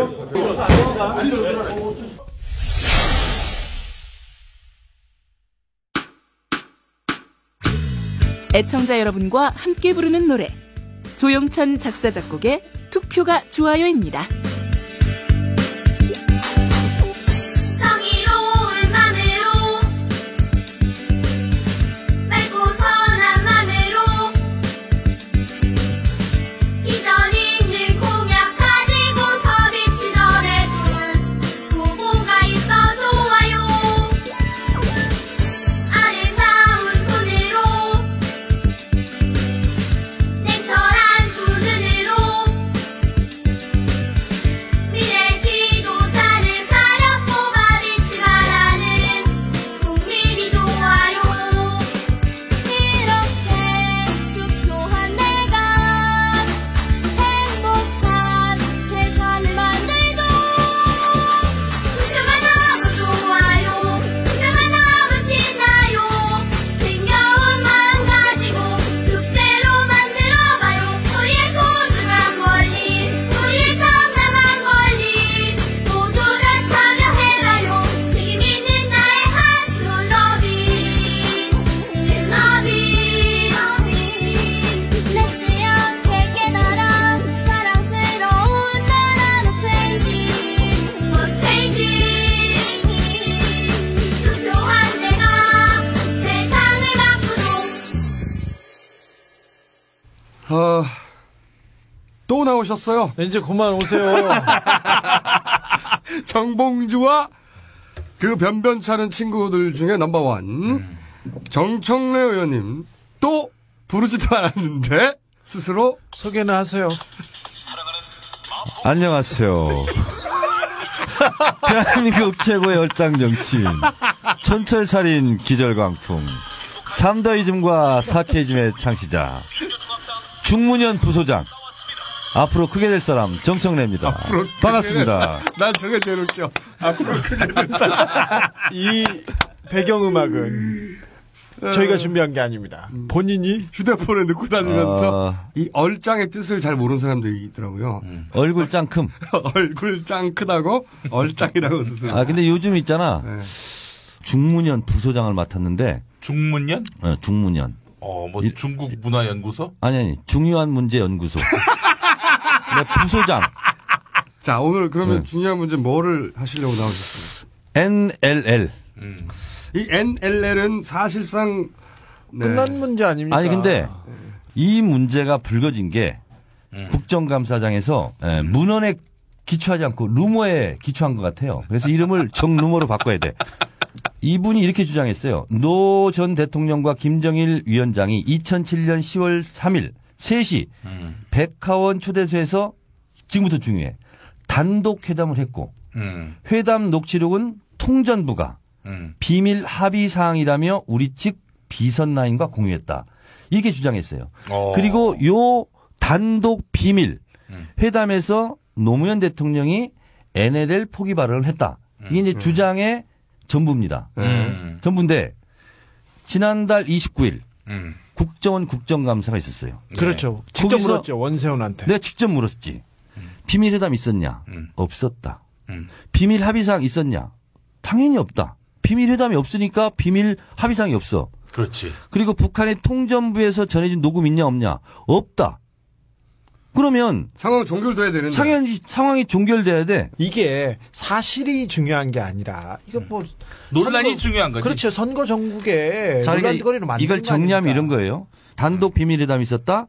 이 회담 자체가 없어. 그러니까 비밀 회담이 없었고 네. 비밀 회담이 없었으니까 비밀 녹취록이 없고 네. 비밀 녹취록이 없었으니까 정문호 의원의 주장은 사실이 아니고 아니야. 그런데 이제 정상회담 대화록은 존재하는 거지. 네. 그런데 자꾸 새누리당은 공개하자 그래요. 그런데 국정원의 확고한 방침이 공개 불가예요. 공개할 수 없다는 걸 새누리당이 알기 때문에 공개하자고 하는 거지. 그렇죠. 이게 사실은 콤비 플레이죠. 이쪽에서 공개할 수 없다고 하고 그리고 새누리당에서 마치 그게 나오면은 자기들한테 유리한 진실이 밝혀지기라도 할 것처럼 공개를 요구하고 지금 그러고 있지 않습니까? 그렇게 플레이를 하는 거죠. 그런데 만약에 여야가 합의해서 보자고 하면 볼 수 있잖아요. 정보위 안에서는 볼 수는 있지 않습니까? 자, 그래서 정보위에서 그 요청하시죠. 그래서 이렇게 했어요. 그 기록을 한 사람, 김만복 전 국정원장을 그렇지. 정보위 비공개 회의에 증인으로 채택하자. 그렇죠. 그럼 되지. 그래서 제가 제안을 했어요. 예. 잘하셨네. 제안을 했어요. 그랬더니 윤상현 간사, 새누리당, 오케이. 서상기 정보위원장, 오케이. 당연하지. 그래서 합의를 했어요. 합의를 하고 그걸 이제 증인 채택 의결을 또 해야 되거든요. 그게 정보위를 열었어요. 아니 그러면 새누리당 간사도 합의하고 정보위원장도 합의했어요. 의장도 합의를 했으면 되는 거 아닙니까? 방망이만 두드리면 끝나네. 방망이를 두들기는 순간, 두들려고 하는 순간 정문원 의원이 들어온 거예요. 늦게. 안 된다. 왜요? 아니 왜 안 돼? 안 된대. 그게 진실이 밝혀질 일인데. 그러니까 기록한 사람을 불러서 그때 뭐뭐 기록했냐라고 물어보면 되잖아요. 근데 김만복 국정원장을 국정감사 증인을 채택하려고 한 순간 정문원 의원이 뛰어들어와가지고 안 된다. 아니 그러니까 새누리당 간사와 새누리당 위원장이 오케이 한 것을 오히려 이 문제 제기를 했던 정문원 의원이 들어와서 막았다 이거죠. 그렇죠. 나중에 위원장하고 새누리당 간사가 상당히 겸연쩍잖아요. 저하고 합의를 했는데 그래서 죄송하게 됐다고. 왜요? 왜? 이유가 뭐래요? 도저히 안 되겠다고. 정문원 의원이 저렇게 하니까. 아니, 그러니까 정문원 의원은 진실을 알고 싶지 않은 거지. 아니, 정문원 의원이 진짜 진실이 밝혀지는 걸 두려워하는 거죠. 두려워하는 거. 그런 거죠. 이건 나 혼자만 분석한 거야. 어떤 거냐면. 불안하다. NLL 이 문제가 지금 클리어하게 정리가 됐어요. 노무현 대통령이 그런 발언하지 않았다. 근데 클리어하게 정리됐다는 거를 사실은 지상파나 이 언론들이 제대로 전달해주지 얘기 안 해주지 않아요. 언론이 그 모양이니까 아무렇게나 던지는 거예요. 자, 근데 어쨌든 뭐 SNS상에서는 정리가 됐어요. 근데 제가 제일 걱정하는 건 뭐냐면 이게 정상회담 대화록이다. 그리고 노무현 대통령이 실제로 그런 발언을 하지 않았는데 써내가지고 써내가지고 방어할 시간을 두지 않고 대선 3일 전에 이걸 까는 거야. 가짜로? 네, 가짜로. 그러고도 남을 놈들이. 그랬을 때는 이것을 어떻게 감당할 거냐. 그래서 이것이 없다라는 것을 분명히 몇 차례 더 얘기를 해줘야 될 것 같아. 지금 그 대통령 기록물 보존된 거 있지 않습니까? 나 이 분석에 대해서 어떻게 생각해요? 저도 그런 가능성이 대선 3일 전에 만약에 김현이 데리고 오듯이 그 시기에 딱 이걸 실출했다 하면서 해명할 시간도 없이 그냥 대선을 치르게 되는 이런 상황. 그럴 수 있죠. 충분히. 판을 흔들려고 사실과 상관없이 목동료 만들어내듯이. 그래서 보험 들듯이 이한구 원내대표가 출근 자락을 한번 깔아놓는 거죠. 지금 곳곳에 그런 게 있었다. 3일이 아니라 조작된 거. 일주일 전에 공개하더라도 기록은 국정원과 그 대통령 기록물 보관소에 있지 않습니까? 10년 동안 못 보게 돼 있죠. 근데 그걸 야당은 볼 수가 없잖아요. 볼 수가 없으니까 만약에 이거다 하고 깠는데 그게 가짜야. 가짜인데 진짜를 확인할 수가 없으니까 야당 쪽에서는. 그런데 그것 때문에 대선이 불리하게 치러졌어. 그리고 만약에 박근혜 후보가 당선이 돼버렸어. 이것 때문에. 그런데 나중에 가서 그게 사실은 아니 그러니까 BBK 조작 편지 보십시오. 대선 직후에라도 잘못 알았다라고 꺼내놓아봐야 대선은 끝났는데 그럴 수 있죠. 그러니까 그렇게 생각하고도 남을 애들이죠. 2007년도에 BBK 이 문제를 가지고 이 사람들이 재미를 봤듯이 이번 그 NLL 관련해서 정상회담 대화록 가지고 이렇게 장난칠 소지는 있죠. 남아있죠. 있다. 예. 그것이 오늘 메시지의 가장 중요한 핵심이다. 네. 네. 저도 그렇게 생각합니다. 네. 그거에 대해서 항상 노티스. 네. 주의하고 경계하고 의식하고 있어야 된다. 그렇죠. 중요한 문제 연구소 바쁘니까 부소장. 얼른 가세요 이제. 중요한 문제 연구소 부소장 정청래였습니다. 네, 감사합니다. 감사합니다.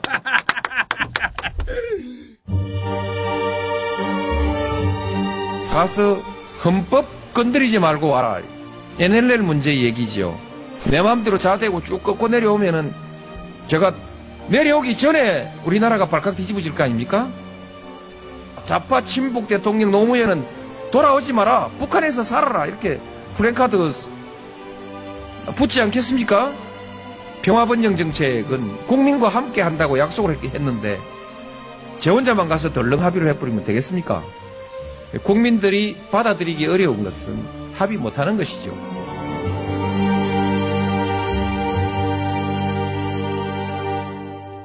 단일화. 단일화는 말이죠. 굉장히 어려운 거야, 이게. 특별히 이번에는 그랬습니다. 더 어려워. 원래 선거는 쉬워. 선거는 나쁜 놈! 무찔러! 그럼 끝이잖아. 이 단일화는 무찌르지 않고서 한 사람만 남기는. 예. 졸라 이율배반적인 과정입니다, 이게. 단일화를 과거에 10년 전에 한번 겪었는데 노무현 정몽준 때. 그때는 쉬었어요. 사실은 정몽준과 노무현은 가치와 철학이 완전히 달랐기 때문에 당시 사실 등에 칼 꽂고 난리도 아니었어. 아우, 제가 그때 정몽준 마크맨이었어요. 그때 봤었는데 창과 칼이 마구 오가고 낮에는 노무현 캠프에서 일하던 분들이 밤에는 정몽준 캠프로 넘어와가지고 서로 작전을 알려주고 서로 비방하기 시작하고요. 그리고 반대로 낮에는 정몽준 캠프에서 일하던 분이 밤에는 노무현 일식집으로 넘어와서 거기서 또 작전을 해서 아주 짱깨집에서는 노무현, 일식집에서는 정몽준. 그렇죠. 밥집마다 달랐어. 그래가지고 민주당에서도 자기 당의 후보 아니야 노무현. 자기 당의 후보를 밀어내고 후단협. 그 빛나는 후단협. 정몽준한테 붙고 아주 생 난리도 아니었어요. 그때는 진짜로 총칼이 그냥 마구 날아다니던 그런 전쟁터였어요. 정말 지저분했는데 그래서 한 후보가 결국 떨어져 나가도 아무도 슬퍼하지 않았다고. 그렇죠. 왜냐하면 완전히 다른 가짜 철학을 가졌기 때문에 서로 슬퍼하지 않았어. 근데 이번에는 가짜 철학도 비슷해. 지지율도 비슷해. 지지자들도 공유해. 네. 칼을 쓸 수가 없잖아? 칼을 쓸 수가 없으니까. 예. 대신 감정을 엄청나게 소비했다고. 여기에다가 또 공작 새누리당의 엄청난 이간질 공작. 아유, 효과를 봤다고 평가할 수 있죠. 그렇죠. 캠프 실시간으로 도청, 주요 인사들 도청해서 기자들한테 넘겨줘서 서로 이간질, 장난, 가짜 문자 만들어내고, 세작 꽂고, 오해, 불신, 이걸 유발시키기 위해서. 왜냐면, 단일화만 무조건 막으면 이긴다는 게 걔네들의 선거 전략이었거든. 거기다가 단일화가 되더라도 지저분하거나 불명확한 점, 불쾌한 점만 남기면 자기네들이 이긴다. 그럼에도 불구하고, 저희는 조용히 있었습니다. 왜냐? 이것까지 넘어서는 게 결국은 후보의 몫이다. 사실은 이걸 못 넘어서면은 자기가 없는 거예요. 그런 온갖 공작과 왜곡과 소문과 음해와 욕망까지 난무를 했는데 그럼에도 불구하고 이 마지막 순간에는 결국 그 사람이 생겨 먹은 대로 선택하게 돼 있어요. 마지막 순간에는. 그러니까 결국은 그 사람이 어떤 사람이냐에 의해 결정될 것이다. 이렇게 우리가 예언을 했는데 안철수 후보는 자신이 어떤 사람인지 가장 극적인 방식으로 입증을 했다. 이 원래 선택이 곧 그 사람이에요. 나머지 변명은 필요 없어. 그래서 저는 이렇게 얘기하고 싶습니다. 안철수는 살아있는 미래가 됐다. 안철수는 안철수의 방식으로 안철수의 역할을 할 것이다. 그러니까 안철수를 믿어라.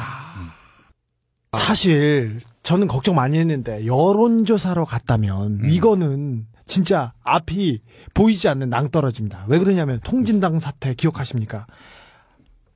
이게 통진당만 그랬던 게 아니에요. 민주당도 그랬고요. 한나라당, 새누리당은 더 많이 했어요. 선거 때마다 여론조사 하면 서로 전화하고 동원하고 작신 전환하고. 네. 이건 새누리당의 전공이지 원래. 그렇죠. 전공인데 통진당 사건 하나만으로 1735명을 수사해서 442명은 불구속 기소하고 20명은 구속됐습니다. 하하. 작은 통진당 내에서 비례대표 경선 가지고요. 근데 이번 사건은요. 이보다 500. 5,500. 더 심각해집니다. 양 캠프에서 이런 조직적인 독려를 하지 않는다 하더라도 지지자들은 어떻게 할 거예요? 왜냐하면 자발적인 지지자들 문자를 보내잖아. 네. 보내지 않더라도 통제할 수도 없고 막을 수도 없어요. 보내지 않더라도 그러면은 이 문자를 끄집어내서 대정치라고 해놓고 양쪽 다 구태라고 졸라게 공격을 했을 거라고. 보내지 않더라도 누군가는 만들어냅니다. 선거 기간 내내 공격했을 거야. 그럼요. 끌고 다니죠. 그럼 누가 이기던 사실은 그 뒷수습이 안 돼요. 훨씬 더 어렵고 불가능합니다. 상처가 남았을 것이다. 하지만 여론조사를 뛰어넘었습니다. 내가 어제 우리 기자들은 감정이입이 너무 많이 됐으니까 외신 기자를 만났어. 그래서 내가 물어봤어. 이번 단일화 과정을 지켜보며 어떻게 평가하느냐. 두 가지를 얘기하더라고. 자기 너무 의아했다. 왜 이렇게 피스풀하냐. 자기가 보기에는 안 싸운다는 거지 도저히 이해가 안 간다는 거지. 두 번째가 뭐냐면은 어떻게 3주 만에 단일화를 할 수 있느냐는 거야. 이게 뭐 비슷한 가치를 가지고 철학을 가지고 같은 진영 내에서 단일화하는 과정이 굉장히 어렵다. 자기도 안다는 거야. 왜냐면은 미국에서도 오바마, 힐러리 케이스가 있었단 말이지. 오바마. 그런데 자기들도 비슷한 경험이 있지만 차이가 있다. 자기들은 몇 달 동안 오픈 프라이머리라는 틀이 있었다는 거지. 예. 그러니까 그 틀 속에 딱 얹혀지면은 누구도 승복하지 않을 수 없다는 거야. 당연하잖아? 근데 3주 만에 어떻게 완전히 새로운 틀을 짜서 그 중에 한 사람을 결정할 수가 있느냐.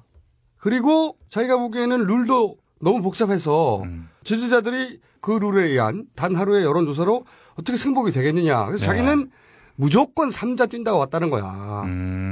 절대 단일화 안 되고. 그렇지. 그렇죠. 그게 이제 일반적인 정치적 관점에 봤을 때의 상식이지. 그건 외국인들이 봐도 그래. 작년에 저희가 이런 말을 했어요. 안철수를 얻는 자 다음 대선에서 이긴다. 아, 그렇죠. 예언을 우리가 했습니다. 네. 그 이후에 저희가 이런 말을 했습니다. 이인재를 얻는 자. 천하의 패배를 맛본다. 안녕하십니까. 이인재입니다. 기네스북 어떻게 되셨어요? 기네스북에 어떤 새끼가 전화를 해가지고 제가 최다 당적 보유자다. 이걸 올려달라고 했는데 김총수가 전화했지. 젖 같은.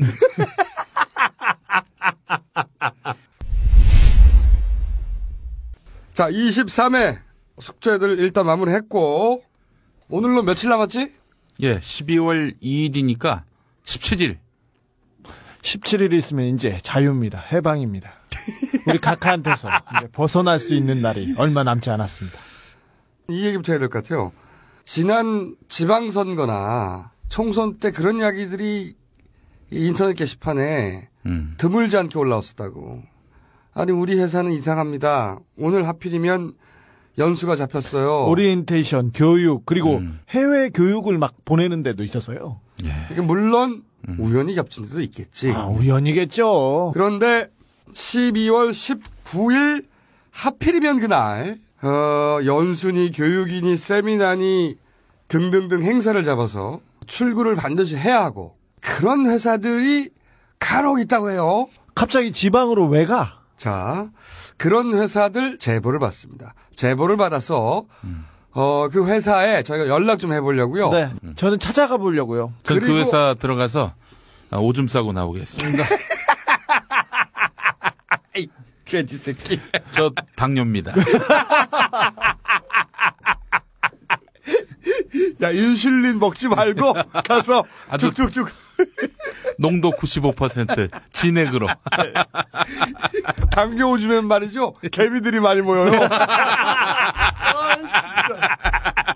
에이, 진짜 왜 그래. 씨발. 김 교수, 변기를 막아버리, 그럴. 똥을 싸도 되겠구나. 용민이는 짧아. 하루 4회까지 가를 합니다. 4회. 4회라니. 실패. 자, 그리고 또, 이런 제보도 속속 저희한테 도착하고 있는데, 하필이면 또 각 대학의 기말고사 일정이 투표일을 끼고 있는 대학들이 제법 있다는 이야기들이 있어요. 아니, 기말고사를 꼭 그날 봐야 되겠냐고. 특정한 대학은 대선 당일날도 그렇지만 대선 다음 날 있지 않습니까? 예. 시험을 집중적으로 몰아서 그래서 학생들을 굉장히 곤혹스럽게 했다고 하는 제보가 일부 대학이 그렇겠죠. 네네. 일부 대학이. 아니 근데 대학이 기말고사가 12월 초에 끝나는 거 아닌가요? 제가 또 이 시간 강사기 때문에 여기저기 많이 다녀봤는데 그렇지. 12월 둘째 주에 칼같이 끝냅니다. 대부분은. 왜냐하면 그래 연말에 또 이 성적을 낼 수가 있거든. 대부분 우연일 것이다. 우연이겠죠. 그렇습니다. 김용민이가 다니는 국민대학교 같은 경우 12월 14일에 다 끝납니다. 우연이라고 생각은 하나, 사실은 이 여권에서 20, 30대의 투표율을 떨어뜨리기 위해서 과거 어떻게 했는가? 디도스, 터널 디도스, 이거 잘못하면 기말고사 디도스까지 나오는 겁니다. 잘 지켜보십시오. 특별히 각하하고 친했거나 새누리당의 우호적인 대학이 몇 군데 있습니다. 이번 정권 들어서 유독 눈에 띄는 대학이 있죠. 거기 체크해 보십시오. 근데 이건 이제 일반인들이 체크할 수는 없으니까 그 대학에 다니시는 학생 여러분 저희한테 제보를 해주시면 다음 주에 저희가 일정 자체를 확인해 보겠습니다. 네. 어떻게 결정되었는지 꼼꼼하게. 그래서 12월 19일에 시험 기간이 걸친 학교 제가 찾아가겠습니다. 거기서는 뭘 거기서 또 오줌도 싸고 똥도 싸겠습니다. 달달한 김용민의 오줌이 간다. 그리고 주진우가 취재해서 보도해드리고 학교 명예를 널리 알리도록 하겠습니다. 자, 제보 받습니다. 시발단. 왜냐하면 그것은 시발단과 마찬가지다. 저희는 그렇게 판단하기 때문에 시발단 @ gmail.com으로 SIBALDAN @gmail.com 그놈이 나타났다. 그놈이 사라진다. 그놈이 사라진다. 아빠는 망루에서 불과 함께, 엄마는 옷을 만들다 바람과 함께, 아이들은 해와 달이 되어 사라진 우리들의 이야기. 인간의 혼을 빼서 인간의 모든 것을 통째로 잡아먹는 그놈. 판소리공장 바닥소리의 신작 잔혹소리극 햇님 달림. 취황의 몰락기 최용석 원작 바닥소리의 잔혹소리극 햇님 달림. 11월 23일부터 29일까지 동대 입구 전철역 1번 출구 스테이지 팩토리 홀. 문의 070-4407-8552. 바닥소리 홈페이지 www.padakSORI.com. 주면 잡아먹지. 떡 하나 주면 잡아먹지. 마무리하기 전에 며칠 전에 문재인 의자 검색어 떴습니다. 그러면서 서민이라면서 의자 비싼 거 했다. 이렇게 되니까 또 해명. 그 의자는 어떻게 구매를 했고 얼마짜리고 구절구절 설명을 해야 한다고. 어디서 많이 들어본 것 같지 않습니까? 일단 이 얘기부터 해야 될 것 같아. 문재인 후보가 서민을 대변한다. 이건 본인이 가난해서 혹은 가난하자고 하는 말이 아니야. 30년간 변호사였어요. 네. 그리고 청와대 비서실장 출신입니다. 얼마든지 특권층으로 살 수 있었어. 얼마든지 특권층으로 살 수 있는데도 불구하고 사사롭게 자기 이익을 최우선으로 살지 않는다. 이런 의미에서 서민의 후보라고 하는 거야. 근데 진보 진영의 후보들은 말이죠. 항상 이렇게 당해왔어. 의자가 비싸다. 안경이 비싸다. 아니 우리 각하 친인척들은 기본으로 장롱에 몇 억씩 쌓아놔. 기본으로. 현금만. 우리는 패션에 관해서는 말하고 싶진 않은데 우리 각하는 브리오니 몇 천만 원짜리 옷 입고 사모님 에르메스 쇼핑은 어떻게 꼼꼼히 했는지 해외 순방 때마다 어떻게 가게를 문 닫고 예를 들어서 파리에 가서 어떻게 했는지 우리 자세히 얘기할까? 그리고 손녀들 뭘 입히는 거 우리 뭐라고 하지 않아요. 우리 박근혜 후보는 말이죠. 게다가 평생 자기 힘으로 돈을 벌어 본 적이 없는 분인데 잘 먹고 잘 사시잖아요. 수백 벌을 디자이너가 맞춤 양장을 입고 있습니다. 근데 그런 거에 대해서 우리 얘기하지 않아요. 그런데 이 진보는 가난해야만 한다. 이 프레임에 딱 가두는 거야. 네. 이럴 때 그거 비싼 게 아니고요. 이런 해명 변명하면 안 돼. 우리한테도 이런 비슷한 굴레를 씌우려고 했습니다. 공지영 샤넬백 논란. 비즈니스 고기 먹었다. 탄다, 뭐 비싼 옷 입는다, 고기 먹었다, 외제차 탄다, 기타 등등 고기 먹었다도 있었어. 고기 먹었다 많았어. 영국에 가서 고기차 먹었다고. 그게 조선일보 기사였어요. 아니 저희들 이런데 우리는 안 당하거든. 당연히 저희들 나름 베스트셀러 작가들이에요. 1등 해봤어? 나는 10등까지 해봤어. 전체. 그런 말 말고. 아니 안경 좀 좋은 거 쓰면 어때? 씨발 훔쳤어? 씨발 새끼들 진짜. 저기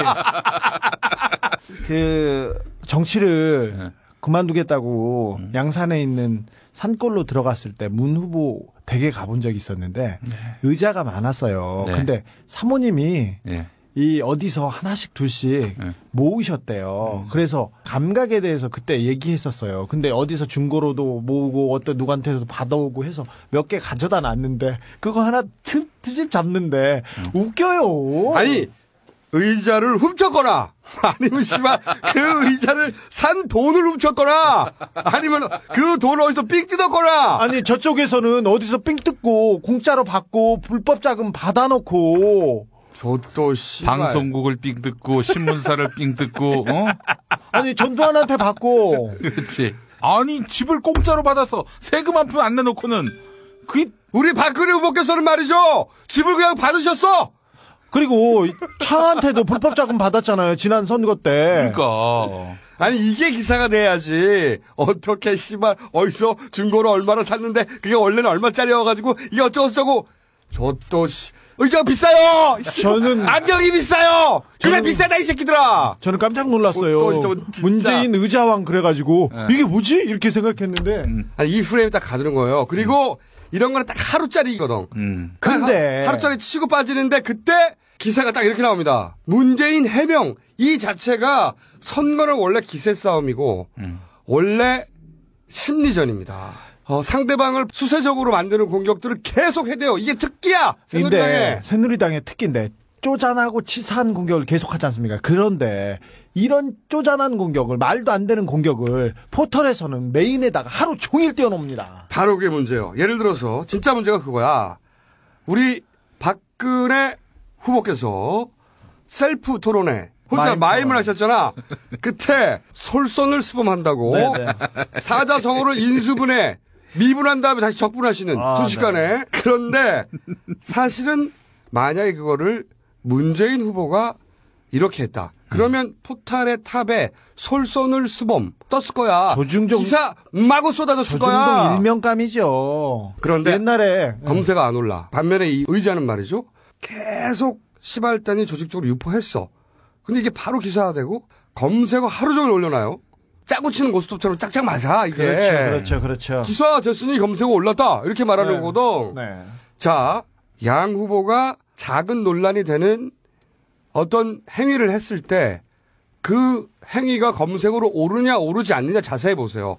박근혜 후보 쪽에 논란들은 검색어에 안 오르고 있어요. 계속. 씨발.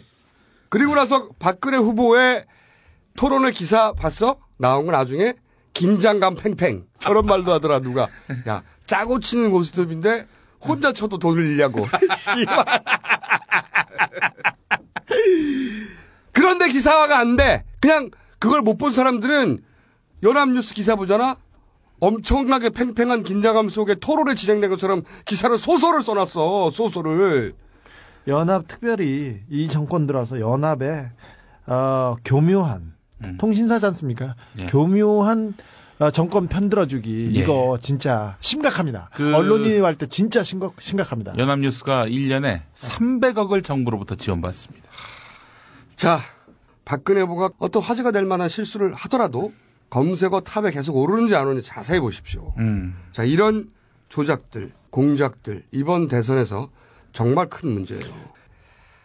안철수 후보 사퇴 직후에 박근혜 43.4, 문재인 37.6이라고 하는 SBS 여론조사가 그 다음날 하루 종일 포털 탑에 걸려 있었어요. 네네. 박근혜 후보께서 이기는 걸로 나와서 말이 안 되는 게 아니라 43이면 원래 나오던 수치고 문재인 37이면 나머지 날라간 거야. 이게 어떻게 된 거냐. 바로 다음 날이었기 때문에 안철수 후보의 사퇴를 모르는 사람들이 그때까지도 있었어요. 어떤 뉴스가 모든 국민에게 동시에 도달하는 게 아니라고. 당연하죠. 그러니까 이 37.6은 그 사실을 모르는 사람들은 빠진 거라고. 예. SBS 조사에서 안철수가 사퇴했다는 사실을 거론하지 않았어. 이것이 실수건. 그 여론조사에서 당연히 거론해야 되거든. 그게 거론됐던 똑같은 날에 MBC 조사에서는 문재인 후보가 이긴 걸로 나왔어. 그런데 포털에서는 SBS 여론조사가 하루 종일 걸었다고. 그 다음 날도. 그 다음 날은 박근혜 후보가 이기는 걸로 나오는 세계일보만 하루 종일 걸었어. 자세히 보십시오. 포털의 메인에는 박근혜 후보가 유리한 여론조사만 걸려 있습니다. 수치가 나올 때는. 예. 수치가 안 나올 때는 박빙이라는 혼전이라는 얘기가 나와요. 수치가 나오는 것은 박근혜 후보가 이기는 때만 수치를 거는데 그게 초반 가장 중요한 때지. 사람들이 가장 궁금해할 때. 그때 SBS가 실수를 했건 의도가 있었건 그게 중요한 게 아니야. 이 여론조사가 온전치 않은 부분이 있다는 것은 여론조사 전문가들이 다 얘기해. 그런데 그 결과를 포털에 하루 종일 건다고. 만약에 문재인이 이기는 여론조사를 하루 종일 걸었다고 생각해봐. 그런데 예. 다른 여론조사에서는 그날 문재인이 이기는 것도 있었어. 그런데 유독 이 조사만 포털에 하루 종일 걸렸다고. 메인에는 왜 박 후보한테 유리한 것만 걸려야 될까요? 이것은 포털의 방조, 묵인, 더 나아가서는 작전이죠. 개입, 공작 없이는 이럴 수가 있냐는 거지. 이런 의혹을 제기하지 않을 수가 없어. 이렇게 초반 소위 말해서 밴드웨건 차단. 단일 후보의 밴드웨건을 차단해버리면 어떤 일이 발생하느냐. 사람들이 지는구나. 초반 밴드웨건을 차단하려는 의도가 있었다라고 나는 전략에 강하게 추정하는 바이며. 사람들은 기대를 갖다가 희망을 품다가 이런 결과를 보면 낙담하게 됩니다. 그때를 차단했다. 여기에 포털이 과연 어느 수위까지 방조묵인 혹은 더 나아가서 개입했냐 하는 우리의 강력한 추론과 추정은 앞으로 꼭 밝혀내고 말겠습니다. 자세히 보시면 요즘은 보입니다. 점점 더 심해지고 있어. 네. 단순히 미디어 환경이 불리하다. 사실은 진보 보수 매체 이 진영의 비율이 한 7대3, 8대2 정도로 한쪽이 불리하잖아. 예. 그런데 이것을 다시 유통시키는 포털이 이런 식으로 바이어스가 걸리면 정말로 불리한 환경에서 싸우는 거예요. 굉장히 그렇죠. 원사이드합니다. 9대1 정도라고 봐요. 저는 진보 보수가 진보는 10 정도 되고요. 보수의 힘은 90 정도 된다고. 이렇게 매체와 그리고 환경이 지독하게 편파적이다. 네. 이걸 기억해야 됩니다. 네. 이렇게 일방적으로 불리한 매체 환경 속에서는 스스로 뭐가 진실인지 끊임없이 찾아야 돼. 그리고 스스로 다른 사람들한테 알려줘야 돼. 매체만 불공평한가? 기관도 마찬가지. 정부기관들. 선관위 토론회 규칙 만든 거 봐. 선관위는 선거를 관리해야 될 심판인데 언제부터는 선수를 박근혜 뛰고 후보만 있어요. 관리하고 있어요. 선관위가 네. 선대위야 선대위. 아니 보십시오. 보십시오. 지난 총선에서도 쌍두 노출은 되고 박근혜 우리 3두 노출은 안 되는 거잖아. 보세요. 계속 선거법 우겨도 우발적이었다. 우연이었다. 인간된 도리로 그랬다. 어디 인간된 도리 규범을 판단하는 데가 선관위가 아니지 않습니까? 선관위에서 선관위 주최 토론회 딱 3회만 하는데 토론회 규칙 만드는 거 봐. 선관위에서. 자, A 후보가 B 후보에게 한번 질문하고 나면 반드시 C 후보에게 질문하도록 돼 있어요. 반론 재반론 원천봉쇄. 물어봤어. 답변했어. 그러면은 그 답변에서 각각의 후보가 서로 생각의 차이가 드러날 거 아니야. 그렇죠. 그걸 확인하는 게 토론회 아니야. 기본적으로 반론권이 없어. 반론권이. 저 정수장학회 기자회견 때 정수장학회는 강탈이 아니라 헌납받았다고 했지 않습니까? 네. 근데 그러면 반론권이 없으면 물어볼 수가 없잖아. 끝나고 지나가는 거예요. 진짜 야 이걸 선관위에서 토론회의 규칙이라고 만들었어요. 97년부터 방송 토론회가 계속 실험되어 왔고요. 어느 순간부터는 일정하게 그 규칙대로 선거 토론회가 이어져 왔어요. 그렇죠. 그런데 왜 이런 거 이번에 처음이야. 다 뒤집어놔. 아니 질문을 했어. 답변을 했는데 다시 물어볼 수가 없다니. 이게 어떻게 말이 돼 이게. 이렇게 헌법기관이라고 하는 선관위도 어떻게 하면 우리 박근혜 후보에게 조금이라도 유리하게 만들어 드릴까 피눈물 나게 노력하고 있다. 피눈물 나 진짜 눈물겹다 진짜. 그리고 이걸 대대적으로 지적해야 될 거 아니야. 이것은 진보 보수의 문제가 아니야. 그렇죠. 각 후보가 자신이 가진 철학의 차이를 드러내서 국민들한테 알릴 기회인데 무슨 학회 발표하듯이 씨발 자기 생각만 말하고 상대방이 다시 반론할 수가 없어. 이렇게 할 수 있는 모든 방법으로 투표를 떨어뜨리려고 할 것이고 그리고 공작을 해올 것이다. 자, 이 모든 해방과 공작을 뚫고 우리가 19일까지 달려가야 하는데 아직 단일화는 완결되지 않았습니다. 그것이 있는 그대로의 사실입니다. 그러나 곧 완성된다. 그러니 문재인을 믿고 안철수를 믿어라. 이 이야기를 다시 한번 합니다. 그리고 무엇보다 자기 자신을 믿어야 돼. 네, 그렇습니다. 진짜 단일화의 완성은 말이죠.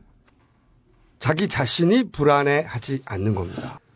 정권 교체가 바로 거기서 시작되는 거예요. 자기 자신이 불안해하지 않는 것. 이때까지 문재인에게 안철수에게 기대왔고 그분들을 믿어야 되는 건 맞아요. 그러나 그 완성은 자기 자신이 불안해하지 않는 것이다. 단일화는 말이죠. 거기서 완결된다. 마지막으로 이 한마디를 꼭 하고 싶습니다. 이번 대선은 자신의 목숨을 던져서 한 시대를 마감한 노무현을 심판하는 선거가 아닙니다. 이명박 정권을 심판하는 선거입니다. 지난 5년간 이 나라를 엉망진창으로 만든 이명박 정권을 심판하는 선거입니다. 지난 4월 총선 생각해 보십시오. 김용민을 심판하는 선거가 아니었습니다. 이명박을 심판하는 선거였습니다. 하지만 그렇게 하지 못했습니다. 지난번 마임 토론회 있었지 않습니까? 거기에서 박근혜 후보는 이명박 대통령을 한 번도 호명하지 않았습니다. 이게 바로 진짜 사기입니다. 40년 전의 정권 이임자가 10년 전에 정권을 심판하는 게 마치 이번 대선인 것처럼 굴고 있어요. 그렇게 하고 있습니다. 그게 아니죠. 이건 사기고요. 여기 속아 넘어가면 안 됩니다. 이번 대선은 노무현을 2번 심판하는 선거가 아니에요. 왜 노무현만 자꾸 심판한다고 그래? 노무현은 이미 심판했습니다. 그리고 노무현 심판의 결과로 이명박 정권이 들어선 겁니다. 그리고 바위에서 밀어서 떨어뜨렸지 않습니까? 그리고 이제 이명박 정권을 심판할 차례가 됐는데 또다시 우리 각하를 새누리당은 숨기고 있어요. 지금 새누리당은 마치 한나라당을 아무 상관없는 당인 것처럼 굴고 있어요. 정권을 심판할 것인지 정권을 연장할 것인지 여러분이 판단해야 됩니다. 이번은 정권 교체를 해야 되는데 정권 교대를 하겠다는 자들이 마치 자기들이 정권을 교체하려는 자인 것처럼 사기를 치고 있다. 사기극입니다. 이 사기에 절대 넘어가서는 안 된다는 이야기를 오늘 마지막으로 하겠습니다. 그러므로 이 사기에 넘어가지 않고 그리고 어떻게 해야 돼? 외쳐봐 돼지야. 안녕하십니까 김어준입니다. 쫄지마 끝. On the upright. So frustrated.